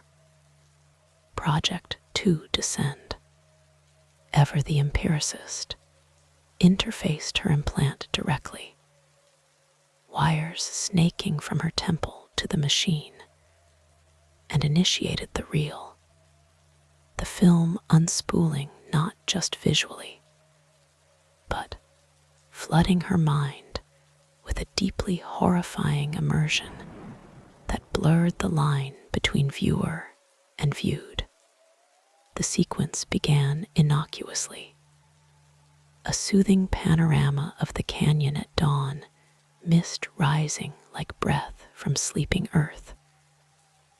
But then the descent plunged, the camera, or her perception, diving into the soil, through layers of strata where fossils screamed silently, their petrified forms contorting as shadows infused them with mock life, deeper into magma veins where the ancient entity stirred, a colossal form of void and hunger, fragments of which had rained upon worlds as meteors, embedding themselves like parasites in planetary cores. Felt it awaken, its awareness turning toward her, a gaze that peeled back her memories layer by layer, childhood nights alone in a sterile lab home, her parents' faces fading into clinical data, failed experiments where subjects woke screaming from induced comas, their minds fractured into loops of eternal falling, her own secret fear buried deep, of dissolving into nothingness, her consciousness digitized and lost in infinite code. The horror intensified as the film personalized, showing her lab transformed into a soundstage, colleagues morphing into the cast, her assistant as Delphine, balancing on a wire of neural wires that snapped one by one, plummeting into an abyss where shadows caught her with tendrils that absorbed her screams, her mentor as Malcolm, his scar widening to engulf his head, birthing smaller shadows that scuttled like insects into ears and eyes.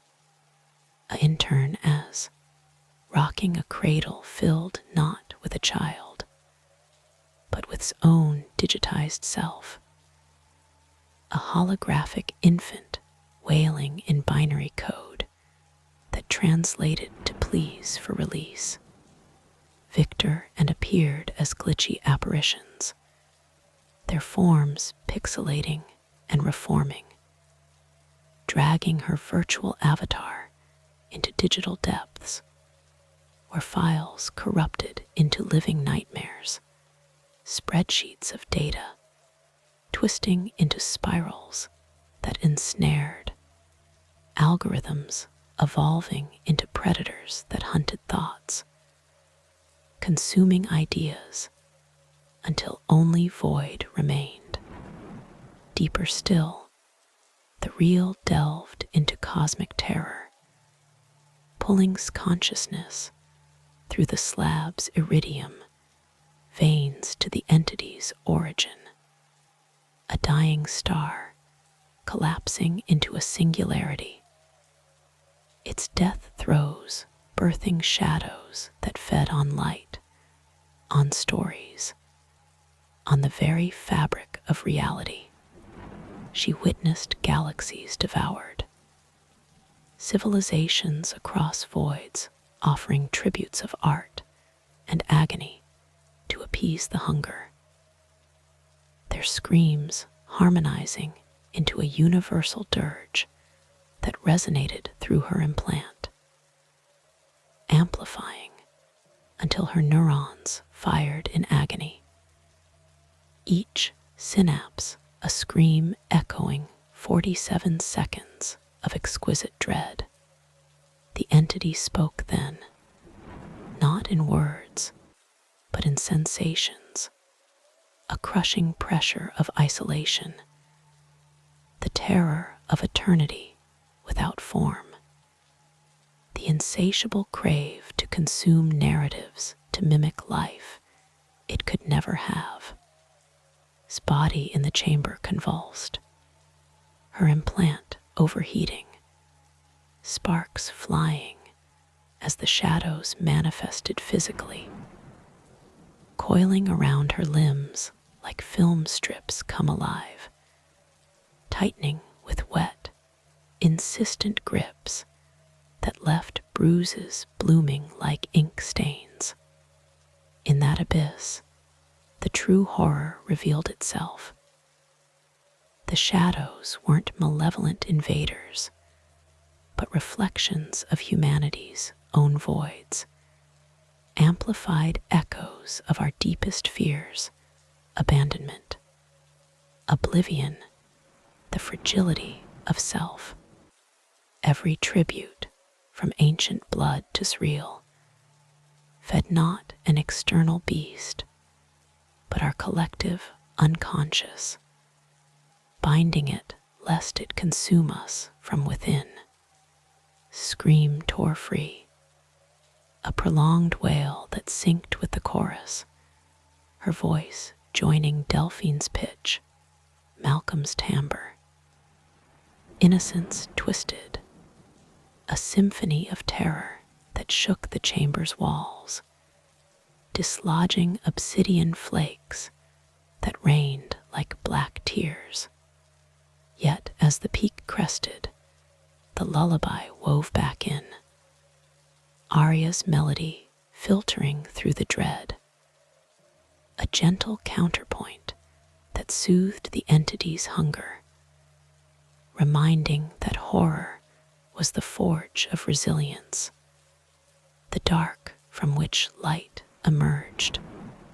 The reel rewound, releasing Smind with a gasp, her body slumping as the implant cooled, the shadows retreating to their carvings with contented sighs. She emerged changed, her research forever altered. She now wove safeguards into her neural dreams, infusing them with the hum's frequency to balance wonder with warning, her patients sleeping deeper, their nightmares transformed into tales that strengthened the soul. The canyon fed anew, bloomed with nocturnal flowers that glowed like forgotten stars, its hum softening to a whisper that lulled the city below. But whispers grow, and in 2090, as megastructures pierced the skies and virtual realities supplanted the physical, a collective of artists, painters, coders, musicians heard the call, drawn by leaked neural logs from Encounter, led by a visionary named Orion, a holographic sculptor whose works bent light into emotions. They descended N, seeking inspiration in the slab's depths. The chamber, sensing the influx, expanded further, walls stretching like elastic film to accommodate. The fungi evolving into fractal patterns that hypnotized. Their horror moment unfolded communally, the projector activating without touch, the reel projecting onto every surface, a panoramic nightmare where the artist's creations rebelled, Orion's holograms into shadowy beasts that hunted their creator through labyrinthine sets. A painter's canvases bled real ichor, figures stepping free with dripping limbs to smother in pigment. A coder's algorithms manifested as viral entities, infecting minds with loops of descending dread, each iteration stripping away layers of identity until only raw fear remained.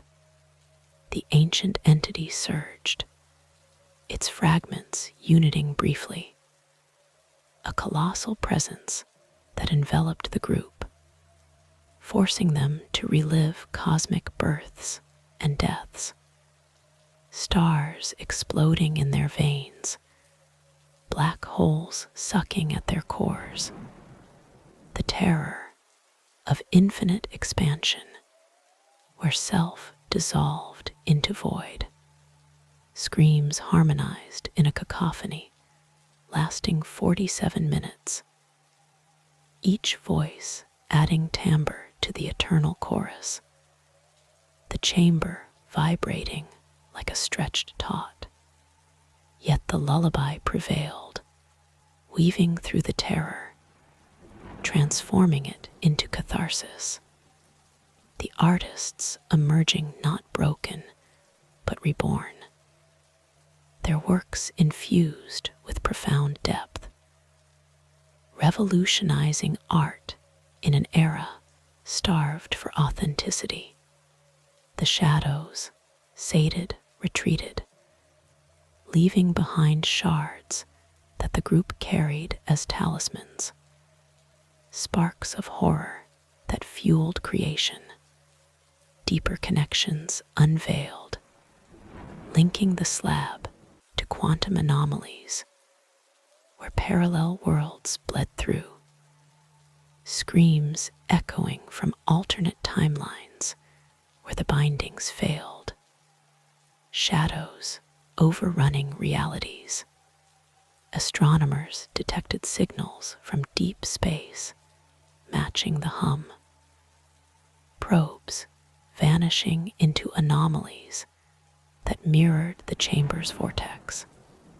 Elders' rituals intensified, global networks chanting in unison to reinforce the seals, their voices a planetary lullaby against the cosmic hunger.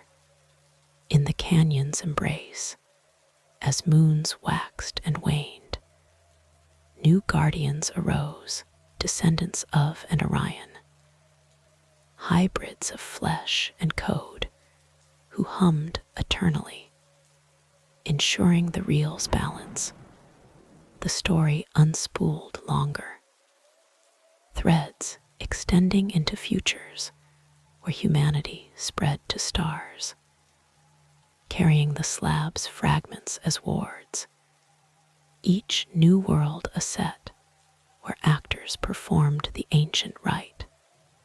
Horror moments punctuated the narrative, deeply terrifying plunges that tested souls, but always the gentle return, the soothing resolution that cradled the weary.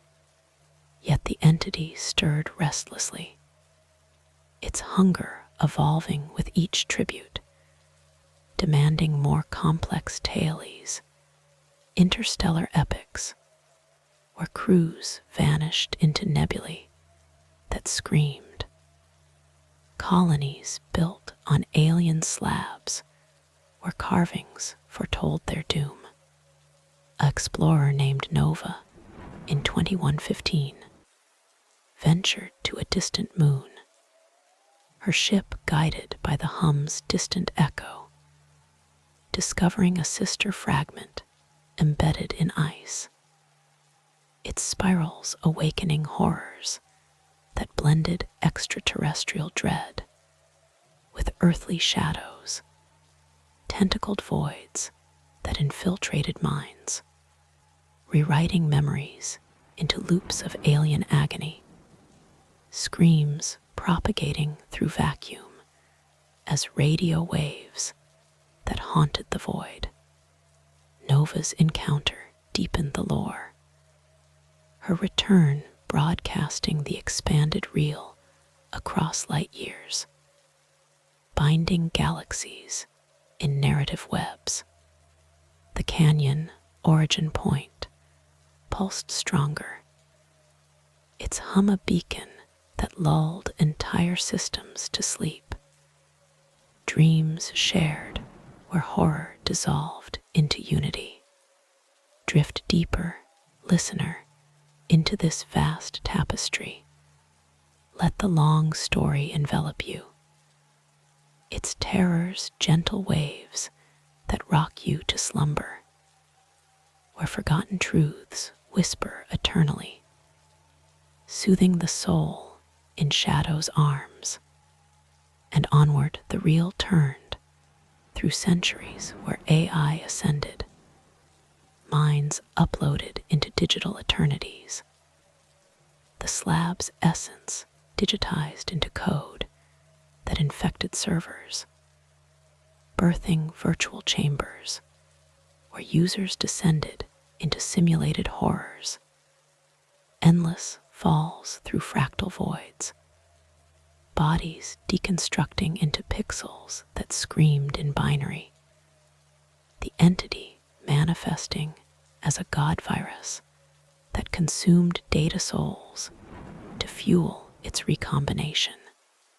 A programmer named Zeta in 2150 hacked the core, her consciousness plunging into the code reel, facing a deeply horrifying fusion.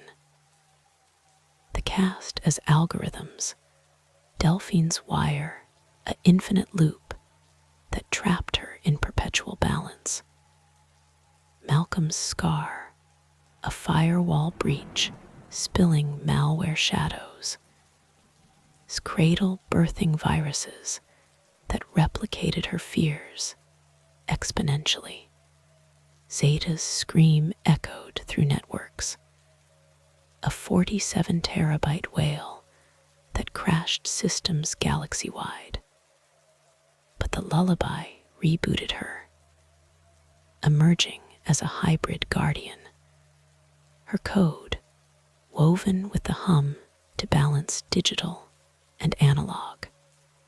The story lengthened, encompassing multiverses where variants of the slab existed, each with unique horrors, dimensions of pure sound, where screams were currency, realms of light where shadows starved and lashed out in blinding terror, guardians, a lineage spanning realities, humming in chorus to contain the entity, their long vigil a soothing narrative that lulled existence itself.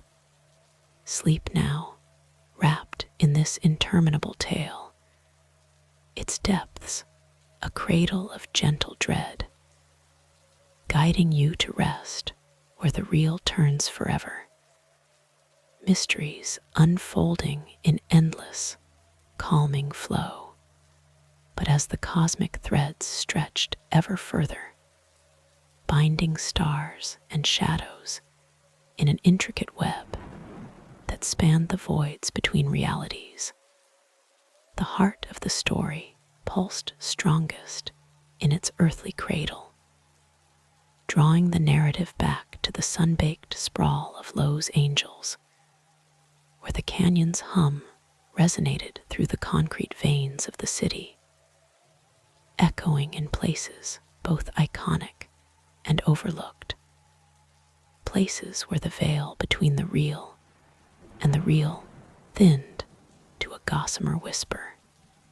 In the year 2200, when the megacity had swallowed the surrounding hills whole, towering, piercing the smog-choked sky like fingers grasping for forgotten light.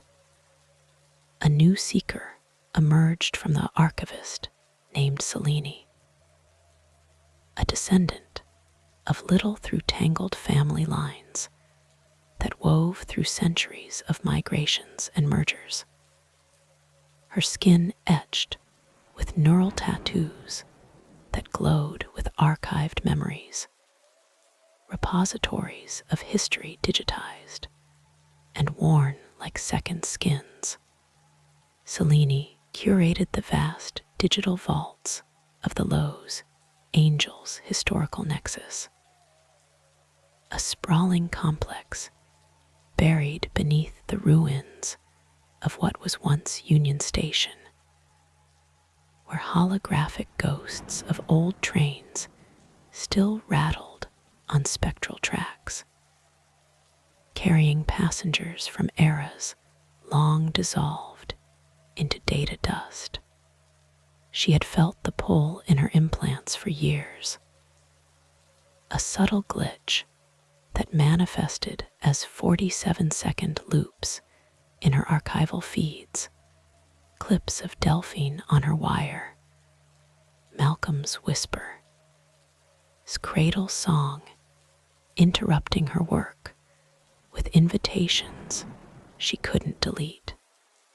Compelled by this digital haunting, Selene ventured topside one perpetual twilight, the city's eternal dusk, filtered through atmospheric shields that dimmed the sun to a hazy orb. Her gliding along the remnants of the 101 freeway, now a elevated garden path overgrown with bioluminescent vines that pulsed in sync with her tattoos. She passed the skeletal remains of the Hollywood sign, its letters half crumbled, yet eternally lit by rogue projectors that beamed forgotten films onto the clouds, casting giant shadows of long-dead stars dancing across the basin. The sign had become a pilgrimage site for real.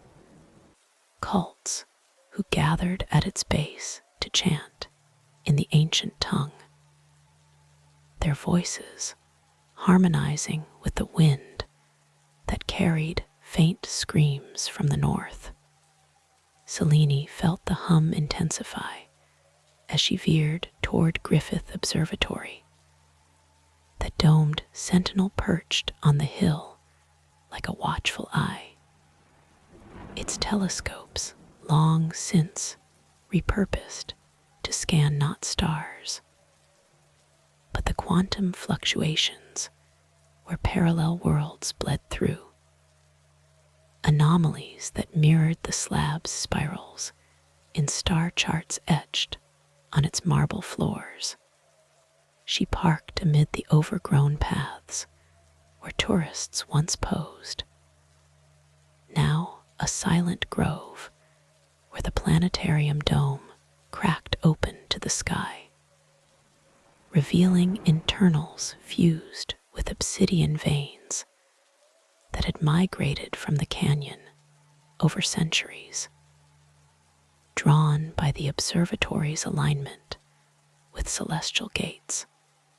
The hum here was amplified, vibrating through the brass instruments and echoing in the pendulum that swung eternally, its bob tracing patterns that matched the film's frames. Selene descended a hidden stairwell beneath the central exhibit, revealed by her tattoos interfacing with ancient locks, leading to a subchamber where the observatory's founders had buried secrets, maps of lines converging on the canyon, notes from astronomers who dreamed of shadows eclipsing stars, and a fragment of the slab itself smuggled here in 1935 by a fireman who had witnessed the Hyperion blaze and sought to study its glow under the projector. The fragment pulsed warmly in her hand, syncing with her implants and initiating a neural reel that plunged her into a deeply horrifying, yet profoundly immersive sequence, tailored to the observatory's essence. The film began with panoramic views of Lowe's angels from the hilltop, the city lights twinkling like a vast circuit board. But then the stars above twisted, constellations uncoiling into spirals that descended like cosmic serpents, wrapping around the dome and cracking it further. Shadows spilling in like ink from a shattered vial. Selene saw herself in the projection, standing at the telescope, peering into eyepieces that revealed not galaxies, but the entity's core, a writhing mass of void where devoured narratives swirled, souls from across multiverses screaming in harmonious agony, their essences fuel for the recombination. The horror deepened as the pendulum accelerated, its swing slicing through air that thickened into film strips, wrapping her virtual form and pulling her into the mechanism, gears grinding with the crunch of bones, each tick a 47-second scream that echoed through the basin, awakening dormant slabs buried under other LA landmarks. The Chinese where handprints pulsed with black light, the Venice canals where waters rippled with submerged carvings, even the La tar pits where prehistoric bones reassembled into shadowy beasts that clawed toward the surface. Deeper the reel delved, showing alternate histories where the 1934 fire spread unchecked, consuming Hollywood and birthing a shadow city where actors performed eternal roles in burning sets. There screams the soundtrack to a Lowe's angels that never woke. Selene felt the entity's hunger viscerally, a cosmic isolation that mirrored her own archived loneliness, implants flooding with data overload terrors, memories not her own invading, desperation, Sembrace, Nova's alien voids, Zeta's code dissolution, all layering into a symphony of dread that threatened to erase herself. Shadows manifested in the subchamber, coiling from the fragment like smoke tendrils, brushing her skin with icy fingers that left trails of obsidian dust. Her tattoos fritzing as the entity probed her neural weave, threatening to upload her into the eternal reel. Yet, as the peak of terror crested like a wave crashing against the observatory's dome, the lullaby emerged, woven from the city's ambient sounds, the distant hum of the wind through the sign's letters, the pendulum's steady swing, transforming the screams into a soothing chorus, a reminder that horror was the crucible for connection, binding isolated souls across time and space. The reel rewound, releasing Selene with a gasp, her implants recalibrated, carrying the full archive of the narrative, a guardian's burden and gift. She ascended to the observatory's lawn, overlooking the megacity where lights flickered in response. As if the basin itself sighed in relief, the shadows retreating to their hidden places under the tar pits, the canals, the sign. From this vantage, the story expanded through Lowe's Angel's labyrinthine places, the hum linking sites in a subterranean network. The building's ironwork elevators descending into chambers where Victorian architects had etched warnings in filigree. The Watts Towers, spiraling sculptures that resonated with the slab's patterns, drawing artists to add their horrors in mosaic. Even the Monica Pier, where the wheel turned like a projector reel, casting shadows on the waves that whispered invitations to swimmers who vanished into undertows leading to underwater gates. Selene became the connector, her neural tattoos broadcasting subtle melodies that lulled the city to sleep each night, preventing the entity's full awakening by feeding it micro-tributes, dreams harvested from Angelinos, woven into digital films projected onto the clouds from Griffith's dome. But the narrative lengthened inexorably, pulling in more places as the city evolved. In 2250, when vertical farms cloaked the downtown skyline in green veils, a botanist named Echoing Delphine's lineage discovered vines in the hanging gardens of Pershing Square that bore fruit etched with spirals, their juice inducing visions of the canyon's depths.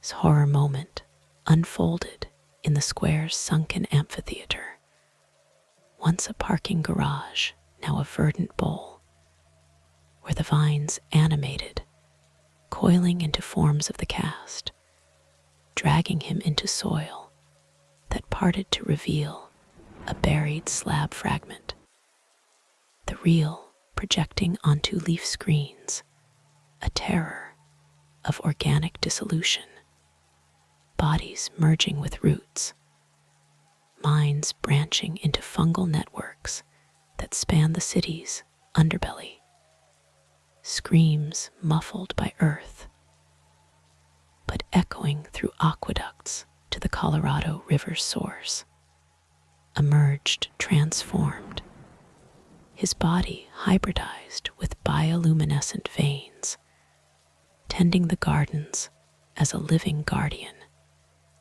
his lullabies sung through pollen that drifted over LA, inducing collective dreams where horrors dissolved into fertile growth.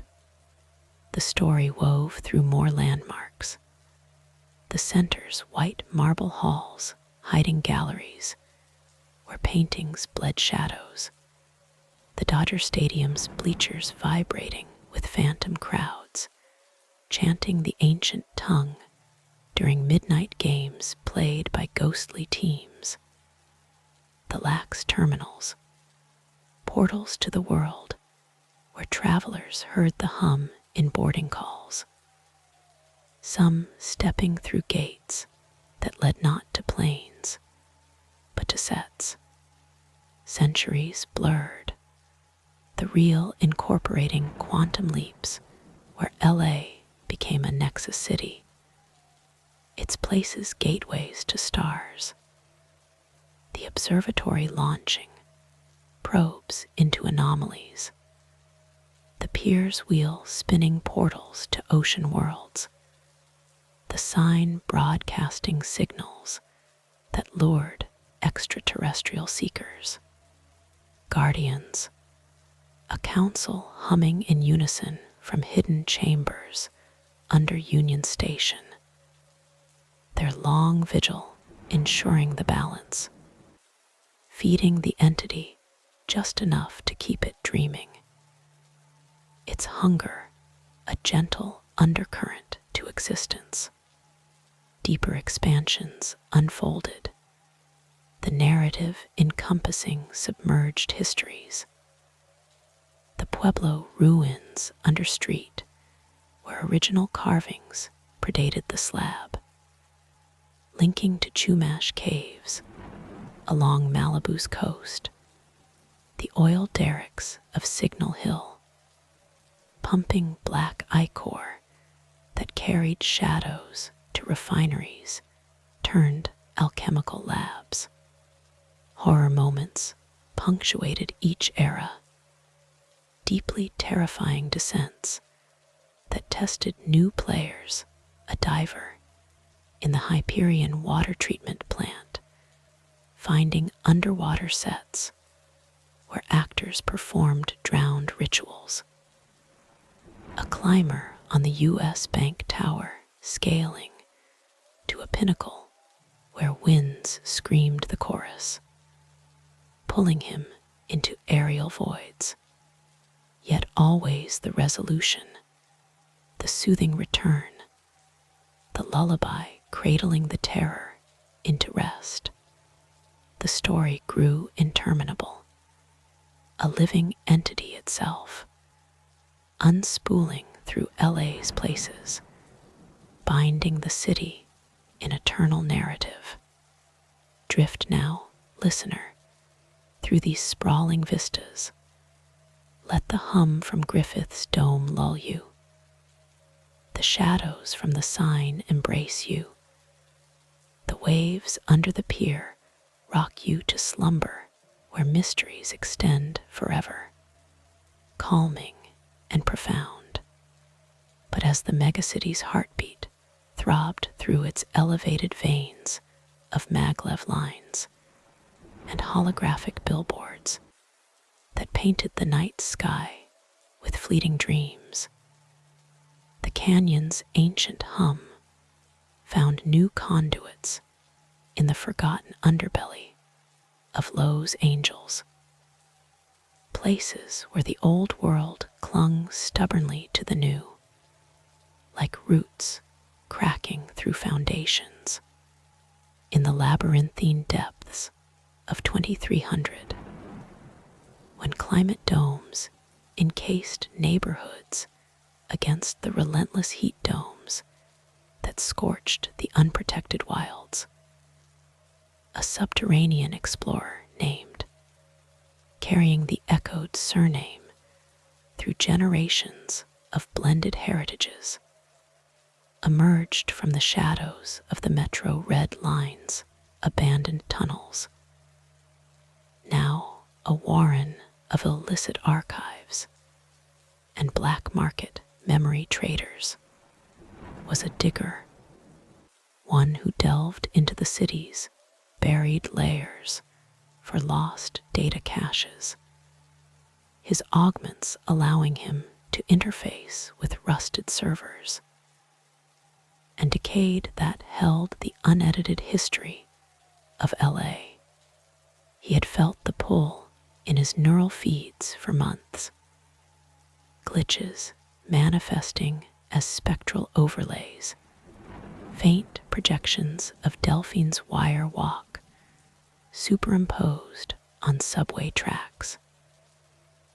Malcolm's whispers echoing in the rush of phantom trains, his lullaby syncing with the rumble of seismic stabilizers, driven by this haunting code, navigated the derelict Union Station, where the grand old concourse had sunk deeper after the great quake of 2147. Its Art Deco tiles, now cracked mosaics that hid access, to even older strata, the original Pueblo foundations, where Spanish colonial ghosts mingled with spirits. The hum guided him through service tunnels laced with bioluminescent graffiti that pulsed like the chamber's fungi, leading to a sealed vault beneath the station's clock tower, frozen eternally at 3:47 a.m., the hour of the 1934 fire.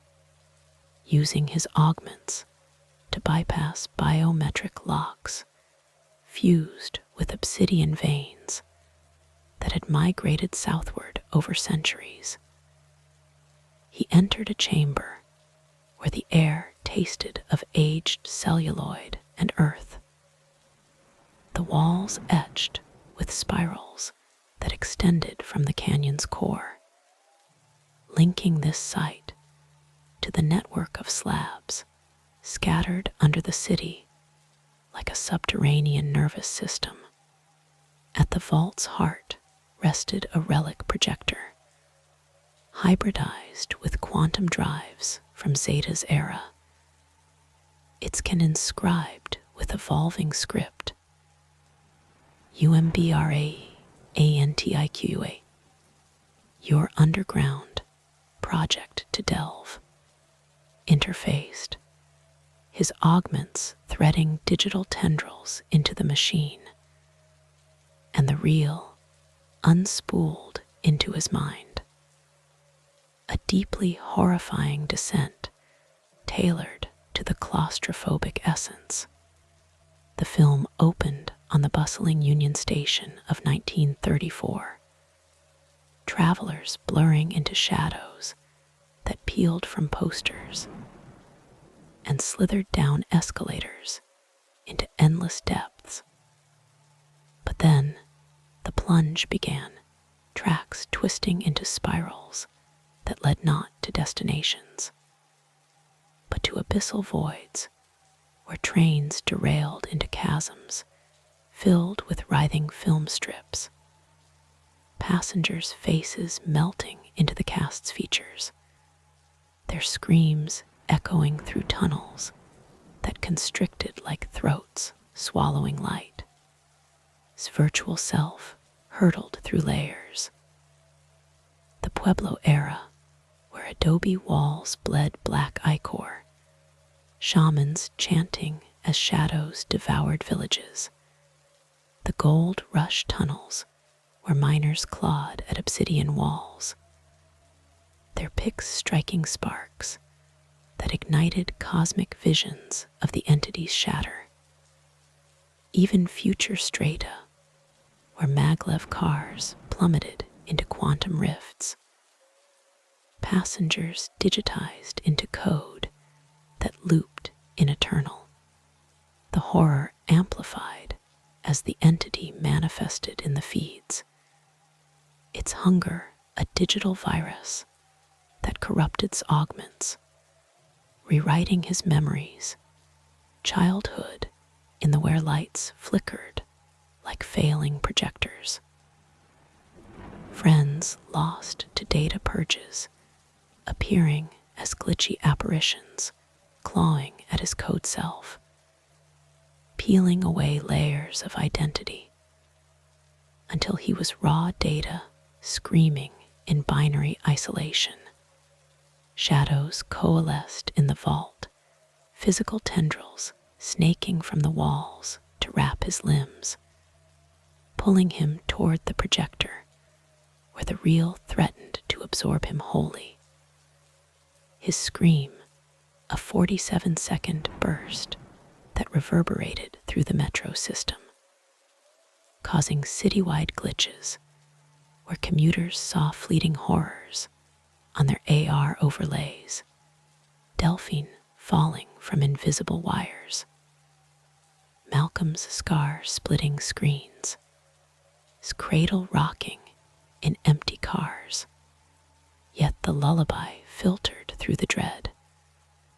Woven from the city's subterranean sounds, the drip of ancient aqueducts, the hum of buried generators, the distant roar of forgotten rivers, like the LA River's channeled flow, transforming the terror into a soothing resonance that recalibrated his augments, releasing him with newfound purpose, emerged as a guardian of the. His digs, now tributes, feeding the entity micro-stories harvested from lost tapes, ensuring the balance beneath the megacity's feet, the vault linked to other buried places, the catacombs under City Hall, where political secrets fermented into shadowy entities, the sealed bunkers of Bunker Hill, where Cold War relics projected nuclear nightmares onto blast doors, even the flooded basements of the Alexandria Hotel, once a Hollywood haunt, where ghostly starlets performed eternal auditions in mirrored ballrooms that reflected infinite reels. The narrative wove onward, incorporating the city's vertical extremes. In 2350, as skybridges connected like neural synapses, a named aria II echoing the original Guardian's melody through cloned lineages, tended aeroponic gardens atop the grand spire, the tallest remnant of old LA, its needle piercing the dome to harvest solar winds. She felt the hum in her hydroponic vines, leaves curling into spirals that bore fruit with obsidian seeds, inducing visions of the canyon's depths.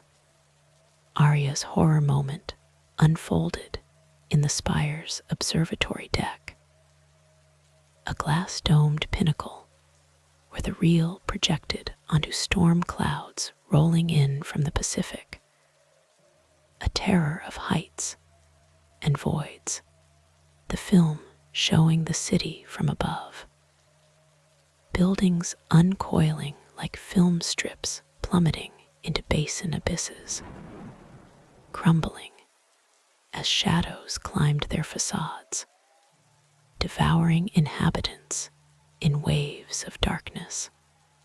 Her virtual fall through layers reversed the underground plunge, from sky to sea level, through historical floods where the LA River raged unchecked, swallowing neighborhoods in murky depths, to atmospheric heights where satellites captured the entity's cosmic signals, pulling her into orbital voids where stars screamed in vacuum silence.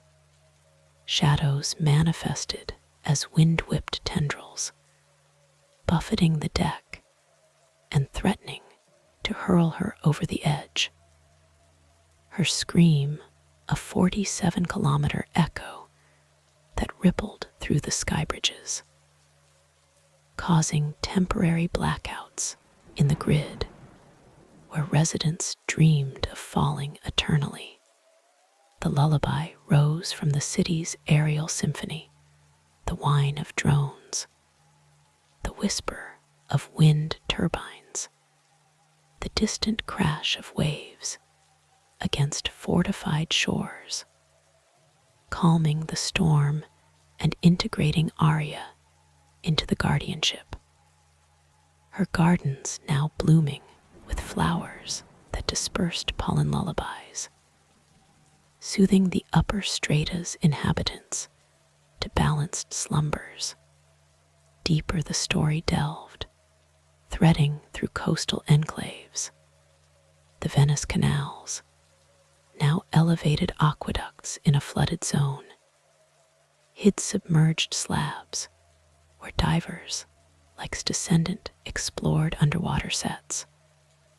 Horror moments of aquatic dread reels projecting onto bubble screens where drowned actors performed in kelp-wrapped robes. Shadows lurking in currents that pulled explorers into riptides leading to Pacific gates. Entities merging with marine horrors like bioluminescent abyssal creatures that fed on light and narrative alike. Guardians emerged from these depths.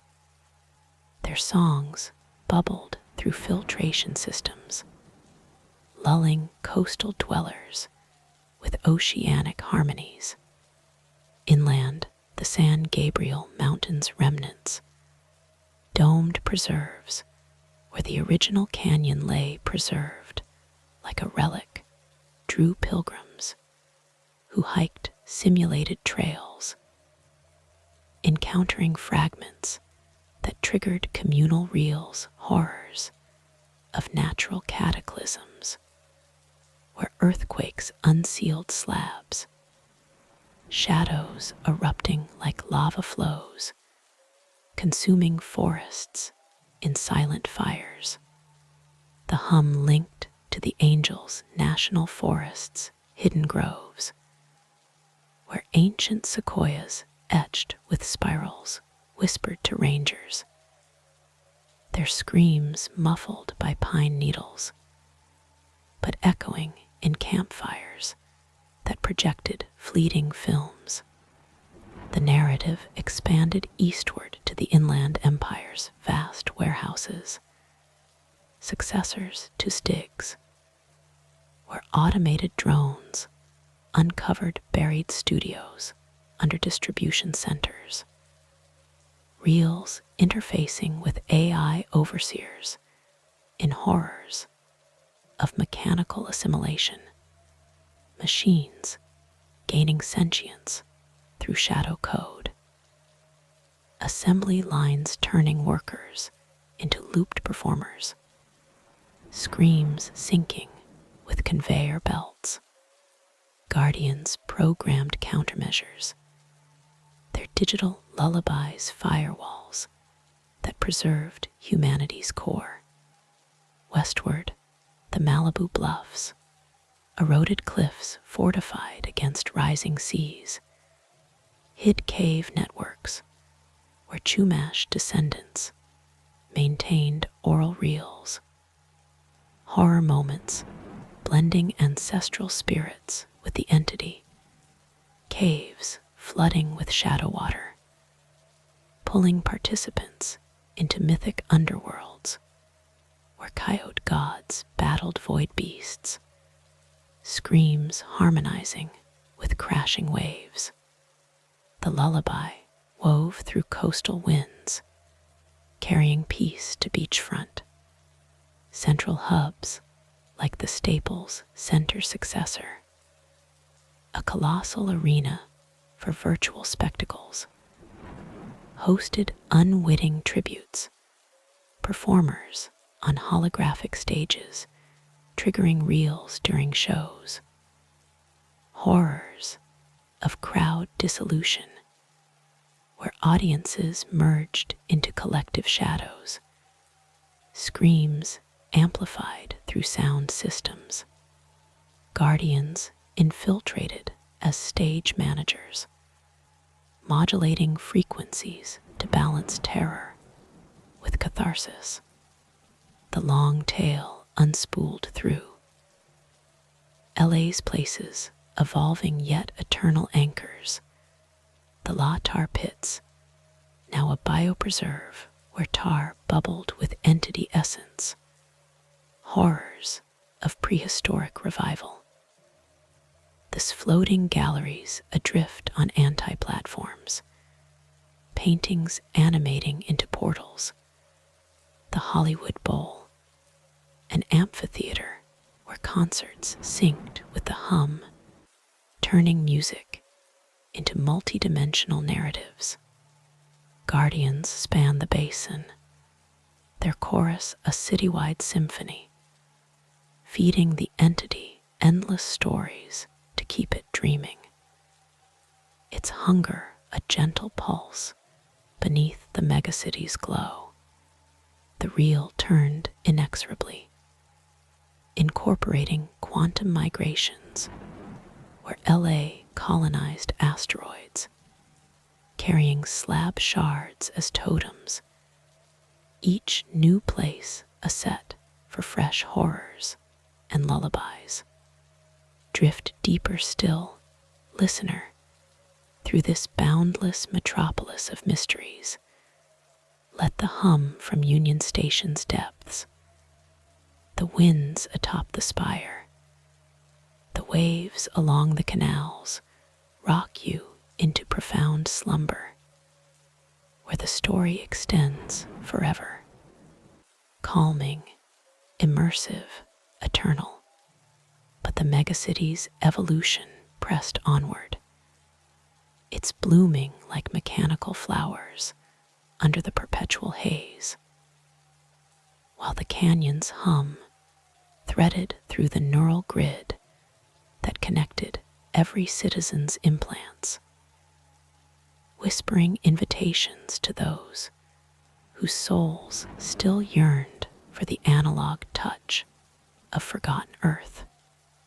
In the humid undercurrents of 2400, when vertical oceans, massive desalination, towers along the fortified coastline pumped life into the thirsty basin, a marine engineer named Luna, tracing her lineage back to Austrian roots through centuries of diaspora and digital genealogy, felt the pull in her submersible dives off the Monica Pier's extended breakwaters.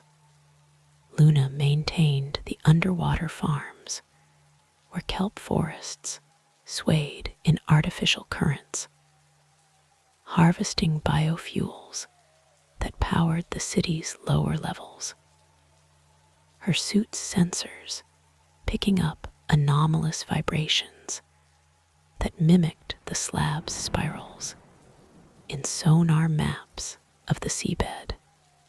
For years, her logs glitched with 47-second bursts of static, resolving into faint audio of Delphine's balanced steps echoing through water. Malcolm's incantations bubbling like deep-sea vents, his cradle song syncing with the tide's rhythm. Drawn by this aquatic haunting, Luna piloted her submersible deeper than protocol allowed, navigating the flooded ruins of Old Venice Beach, where sunken boardwalks and graffitied formed labyrinthine reefs colonized by glowing anemones that pulsed like the chamber's fungi. The hum guided her to a submerged vault beneath the pier's foundational pylons, a sealed chamber from the early 2100s, when rising seas had entombed coastal artifacts. Its locks fused with migrated obsidian that responded to her genetic markers. Inside, bioluminescent algae-illuminated walls etched with marine-adapted spirals, linking this site to the canyon's network, carvings depicting ancient Pacific migrations, where islanders bound shadows in coral gates, Spanish galleons wrecked on shadowy reefs, even future subaquatic horrors, where divers dissolved into plankton clouds. At the vault's core floated a buoyant projector, hybridized with Nova's interstellar tech, its can bobbing gently with inscriptions that rippled like water. UMBRAE ANTIQA. Your DEPTHS. Project to submerge. Luna interfaced via her suit's neural link. The real flooding her visor with a deeply horrifying immersion suited to the oceanic abyss. The film commenced with serene underwater vistas, kelp fronds dancing in currents like Delphine's wire. But then the descent plummeted, currents twisting into spirals that sucked her virtual form into abyssal trenches, where pressure crushed hulls like paper bioluminescent lures, revealing the entity's fragments embedded in oceanic ridges, hungering for narratives carried on tidal whispers.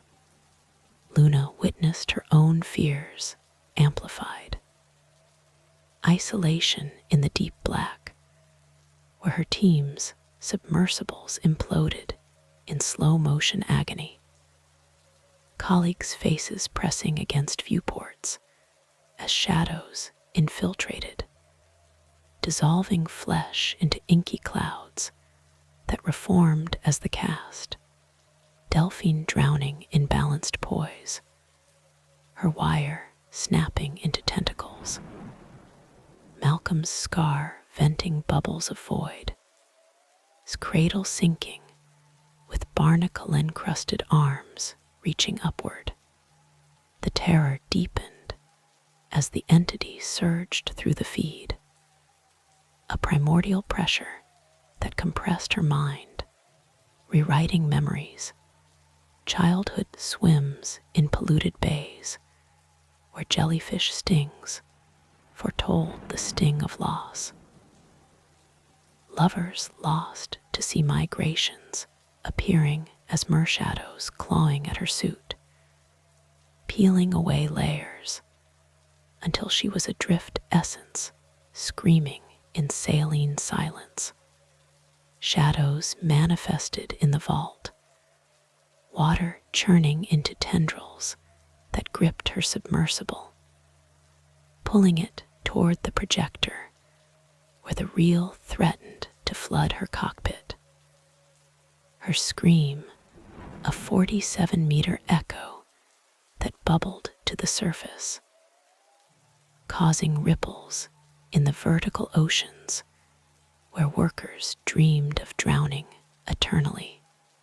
The lullaby emerged from the depths, woven from submarine sounds, the creak of pressure hulls, the sonar pings, the distant whale songs, transforming the dread into buoyant calm, recalibrating her link, and integrating Luna as an aquatic guardian. Her farms now yielding crops infused with hum frequencies that nourished the city with balanced sustenance. The vault connected to other coastal haunts, the Long Beach Aquarium's successor, a domed undersea habitat where exhibits animated with shadowfish, horrors of aquatic assimilation, the Catalina Island preserves, where submerged casinos hosted phantom games, reels projecting on bubble curtains terrors of gambling souls on eternal loops. Even the Channel Islands' deep trenches, natural gates where marine biologists encountered entity-spawned leviathans, screams carried on currents to mainland shores. Luna's guardianship extended the narrative, her dives tributes of harvested stories from shipwrecks, feeding the entity to maintain the tidal balance. Onward the tale surged, inland to the revitalized LA River, now a verdant artery snaking through the basin with elevated walkways and biofilters. hydrologist named Echoing's innocence through augmented bloodlines, monitored flow rates, his sensors detecting spirals in water eddies that hummed with the slab's cadence. His horror moment unfolded in the river's central lock, a massive gatehouse beneath the 6th Street viaduct's arched remnants, where the reel projected onto cascading waterfalls, a terror of fluid dissolution, films showing the river raging unchecked, flooding the city in shadowy waves that carried citizens into whirlpools, bodies merging with flotsam to reform as the cast, screams muffled by foam, but echoing through storm drains. Shadows rose as liquid tendrils, engulfing his platform, his 47-second wail rippling upstream to the headwaters, where mountain reservoirs glitched with visions, the lullaby from riverine symphonies, gurgling brooks, rushing rapids, the drip of filtration plants soothed the flood, making a fluvial guardian, his controls now modulating flows with melodic algorithms that lulled flood-prone districts to safety.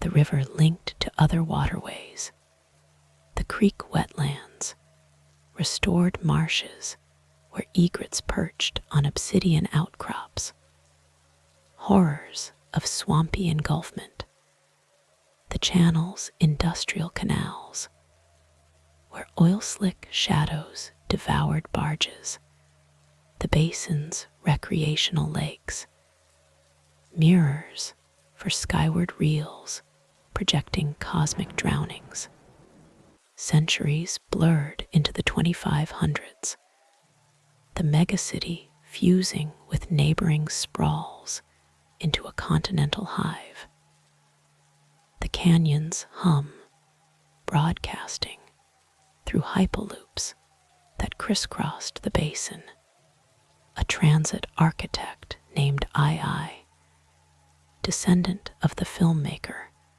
who ignited a resurgence, designed stations infused with spiral motifs, feeling the pull in blueprint glitches, his horror moment in the downtown Hyperloop hub, a cavernous nexus under the Pershing Square Gardens, where the real interfaced with train AIs, projecting on velocity-blurred windows terrors of relativistic unraveling.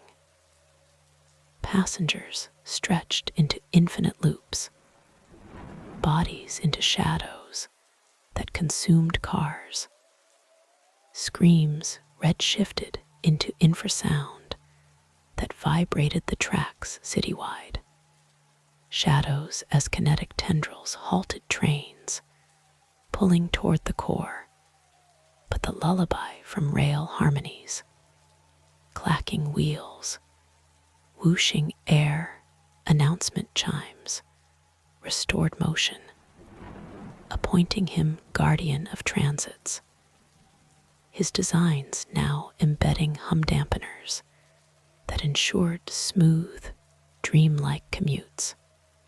The hub connected to other mobility nodes, the lax, elevated terminals where shuttles launched to orbital stations, horrors of vacuum ejections, the Pasadena freeway relics, preserved as museums where vintage cars hosted ghostly drives, the sand ports, mega hubs for sea-to-space cargo, where containers hid slab fragments, unleashing containerized nightmares, the narrative elongated through ecological preserves, like the Baldwin Hills scenic overlook, terraced parks overlooking oil fields turned thermal plants, where a geologist named Ai unearthed migrated shards. Her horror in panoramic vistas, where the real projected on horizon, mists terrors of tectonic consumption, earthquakes swallowing the basin, shadows erupting from fissures, screams rumbling through strata, the lullaby from geological rhythms, settling soil, venting steam, avian calls, integrated her as terrestrial guardian, her monitors feeding seismic stories to the entity. Further expansions wove through cultural enclaves, the Museum of Contemporary Art's floating annexes, where installations animated with shadows, horrors of artistic possession, the Hollywood Forever Cemetery's digital mausoleums, where holograms of stars performed eternal encores, reels blending with epitaphs in terrors of undead fame, the Echo Park, Lake's lotus ponds, reflective surfaces for aquatic projections, horrors of mirrored inversions where reflections clawed upward. The long saga embraced spiritual sites, the Cathedral of Our Lady of the Angels' Crypts, echoing with choral screams, the Self-Realization Fellowship, Lake Shrines Gardens, where meditative paths led to hidden gates, horrors of enlightened dissolution.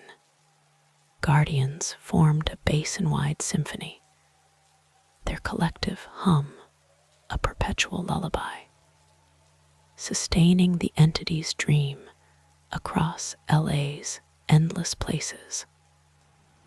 The real unspooling into infinities, where the city transcended physicality, becoming a narrative cosmos. Yet new frontiers beckoned, the orbital rings circling Earth. LA's extensions were carried canyon echoes, horrors of zero-gravity unraveling, lunar outposts mining regolith etched with spirals, terrors of vacuum silence broken by cosmic screams. The story, boundless, cradled all, its gentle dread a soothing veil over existence. Drift ever deeper, listener, through this labyrinthine city of eternal tales. Let the hum from pier depths, river flows, hypaloop rushes, hilltop winds rock you into abyssal slumber, where mysteries expand without end, calming, profound, infinite. But as the megacity's neural grid expanded into the ether, linking minds across the basin in a web of shared dreams and augmented realities, the canyon's hum found resonance in the preserved relics of old Hollywood, places where the ghosts of celluloid past lingered like undeveloped negatives, waiting for the darkroom's revelation. In the flickering twilight of 2550, when memory vaults dotted the landscape like digital mausoleums, storing the collective consciousness of generations. A curator named Delphine, her name a deliberate echo of the Wirewalker, chosen through genetic archives that blended lineages from the original cast, felt the pull in her archival dives into the Hollywood Forever Cemetery's virtual crypts. Delphine oversaw the cemetery's holographic memorials, where stars from the silent era to the orbital age projected their final performances onto mist screens above graves, her implants detecting anomalies, 47-second loops of screams interrupting eulogies, faint projections of camera whirring in the background, shadows stretching from headstones like unedited outtakes.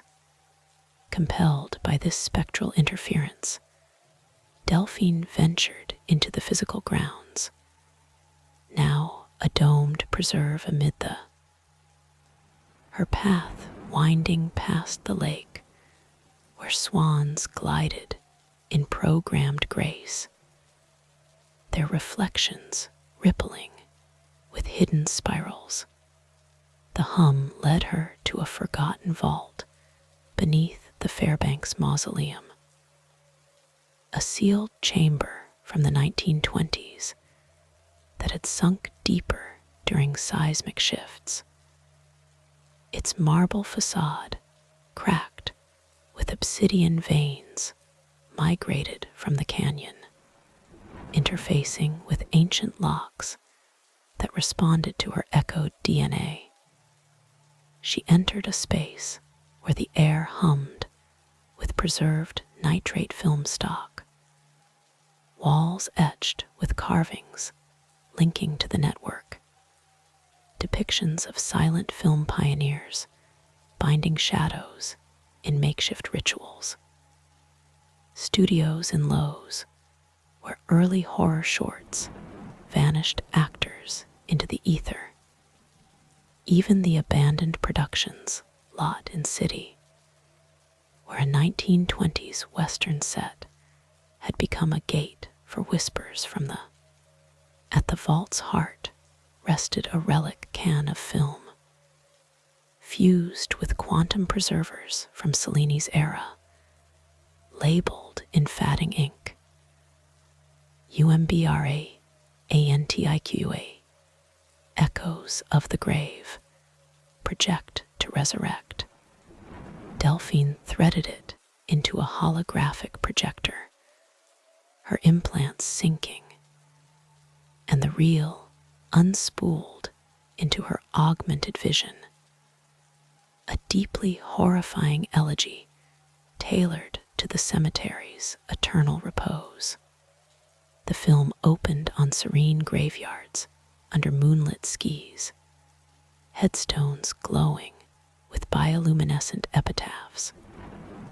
But then the resurrection began, earth parting in spirals, shadows rising as reanimated forms of Hollywood's lost, their decayed features melting into the cast.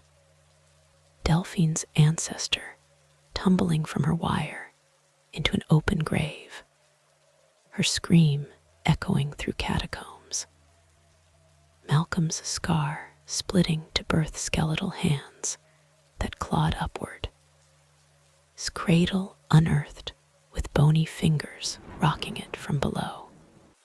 The horror deepened as the entity infused the scene, a necrotic hunger that corrupted her implants, rewriting memories, family funerals, where coffins hummed with the slab's vibration, lost loved ones appearing as holographic horrors dissolving into dust, her own reflection in the lake twisting into a void that sucked in her essence, screaming in silent film.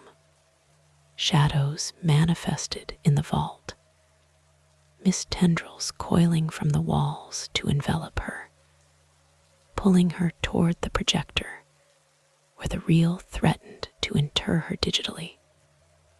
Her scream, a 47 echo, burst that rippled through the cemetery's holograms, causing memorials citywide to glitch with visions of the undead.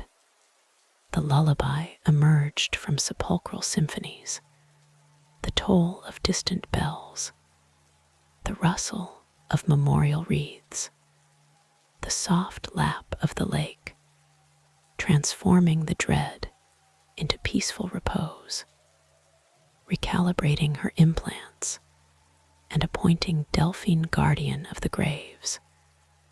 Her curations, now tributes of archived eulogies, fed to the entity, ensuring the dead slept soundly beneath the megacity's glow. The vault linked to other memorial sites, the forest lawns, vast lawns, where celebrity crypts hid slab fragments, horrors of mass resurrections during virtual tour, the Westwood Village Memorial Park, intimate plots where shadows whispered from urns, terrors of intimate hauntings, even the San Mission Cemetery's historic grounds, blending Spanish colonial ghosts with bindings, screams harmonizing with mission bells. Delphine's stewardship extended the narrative, her holograms broadcasting subtle lullabies that cradled the living in remembrance, balancing the entity's eternal hunger. Further, the tale cascaded northward to the Burbank, built atop the old Warner Bros. Lot, successor to the first National Studios acquired in 1929, where a sound designer named Malcolm III.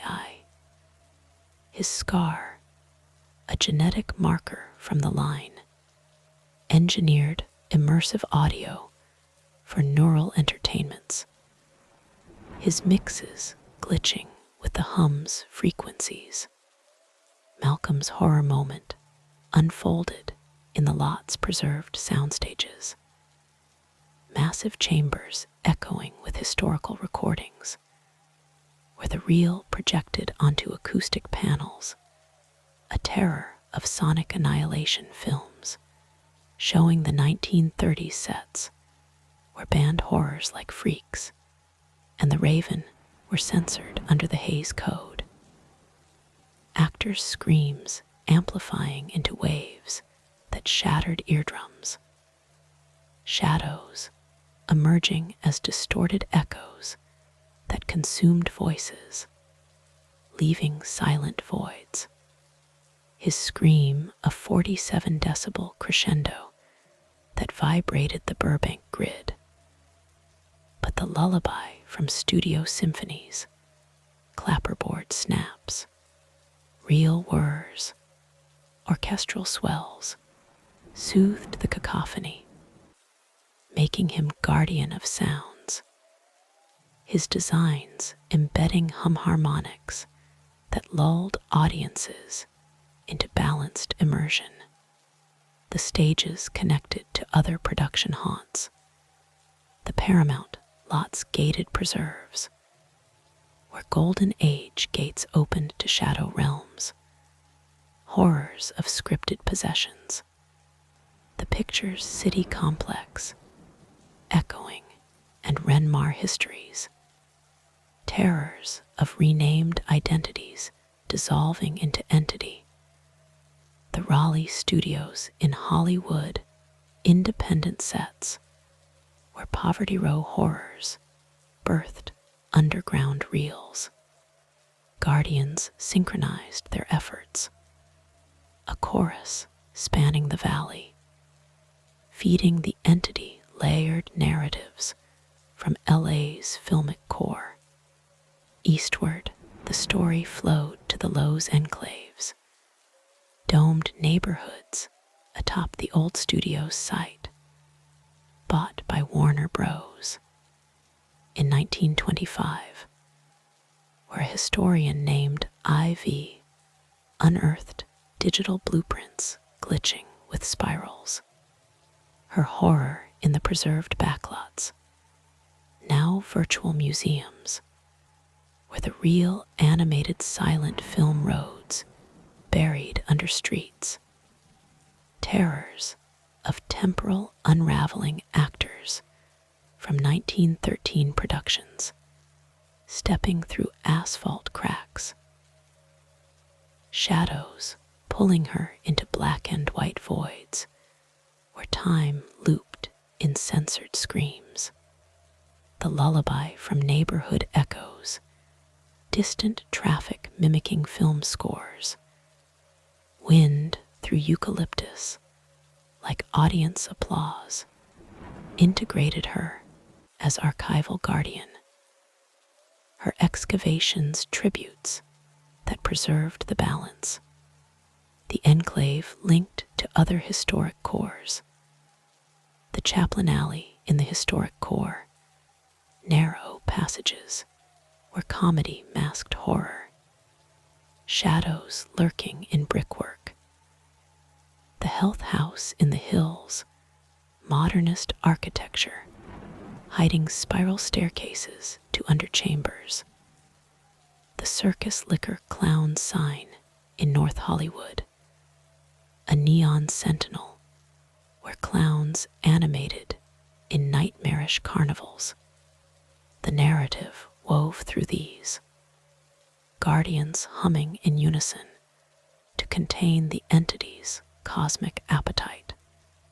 Southward to the city expanses, home to the abandoned production studio, now a fenced ruin amid industrial, where an urban explorer named V delved into its crumbling facades, his gear detecting hum vibrations in the colonial mansion, facade of studios nearby.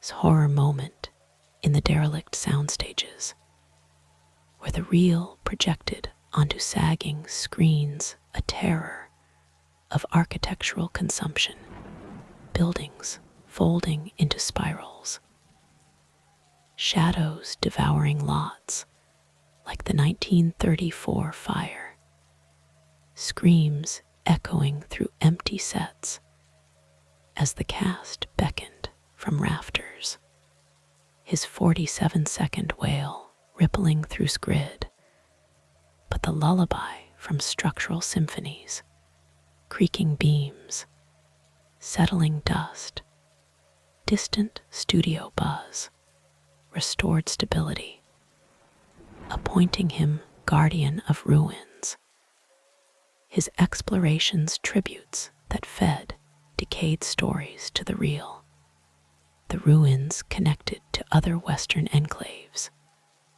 the Baldwin Hills oil fields, geothermal ghosts where derricks pumped shadow ichor, the Watts Towers, spiraling sculptures resonating with entity patterns, horrors of mosaic madness, the building downtown, iron elevators descending to forbidden levels, terrors of filigreed entrapments. Guardians formed a southern chorus, their efforts sustaining the megacity's understructure. The long chronicle unfurled through orbital migrations.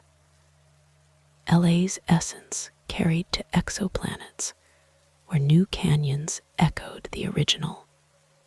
Slabs terraformed into alien landscapes. Horrors blending terrestrial dread with extraterrestrial voids, screams propagating through atmospheres, entities recombining across stars. Yet the basin remained the heart, its places eternal sets for the real. Guardians lullabies a galactic symphony, cradling existence in gentle equilibrium.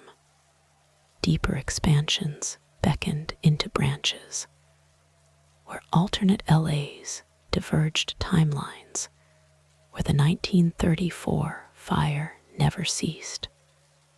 Shadows ruling a eternal night, Others where censorship lifted, horrors birthing utopian arts. Guardians navigated these, humming barriers against incursions. The story an infinite tapestry, where each thread, each place, each horror moment wove into soothing wholeness. Drift onward, listener, through this boundless basin of tales. Let the hum from cemetery mists, studio echoes, alley whispers, tower spirals rock you into cosmic slumber, where mysteries cascade without cessation, calming, immersive, everlasting.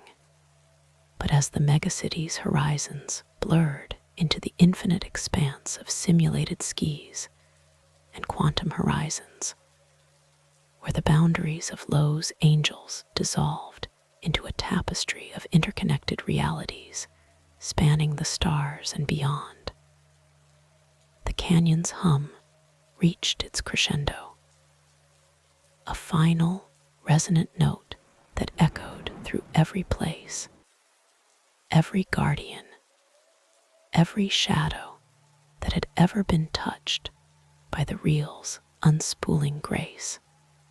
In the eternal now of 3000, when humanity had transcended flesh into luminous data streams flowing through the cosmic web, a singular being named Echo, the culmination of all lineages, a synthesized essence blending Delphine, Malcolm, Elias, and countless others into a collective consciousness, felt the entity's final stirrings, a gentle awakening that pulled them back to the origin point.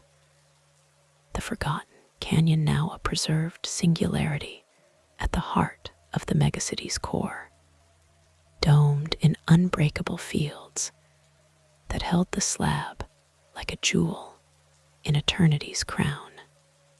Echo descended through layers of the city, past the orbital rings where it carried fragments to new worlds, through the vertical oceans where Luna's aquatic lullabies still bubbled in preserved depths, along the hyperloops where designs hummed in perpetual motion, into the where Styx had unearthed the last buried secrets, and finally to the chamber itself, expanded now into a vast, multi-dimensional cavern where the walls were alive with every carving from eons past.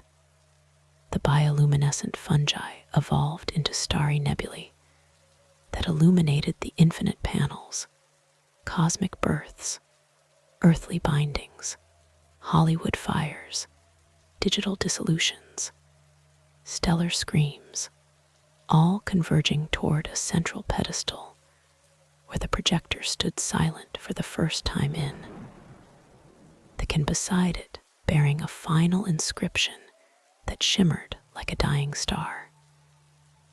UMBRAEANTIQA, the last moment, project to complete. With a thought, Echo initiated the reel, their consciousness interfacing seamlessly, and the film unspooled not as horror, but as culmination, a deeply profound resolution where every terror, every scream, every gentle lullaby wove into a singular harmony.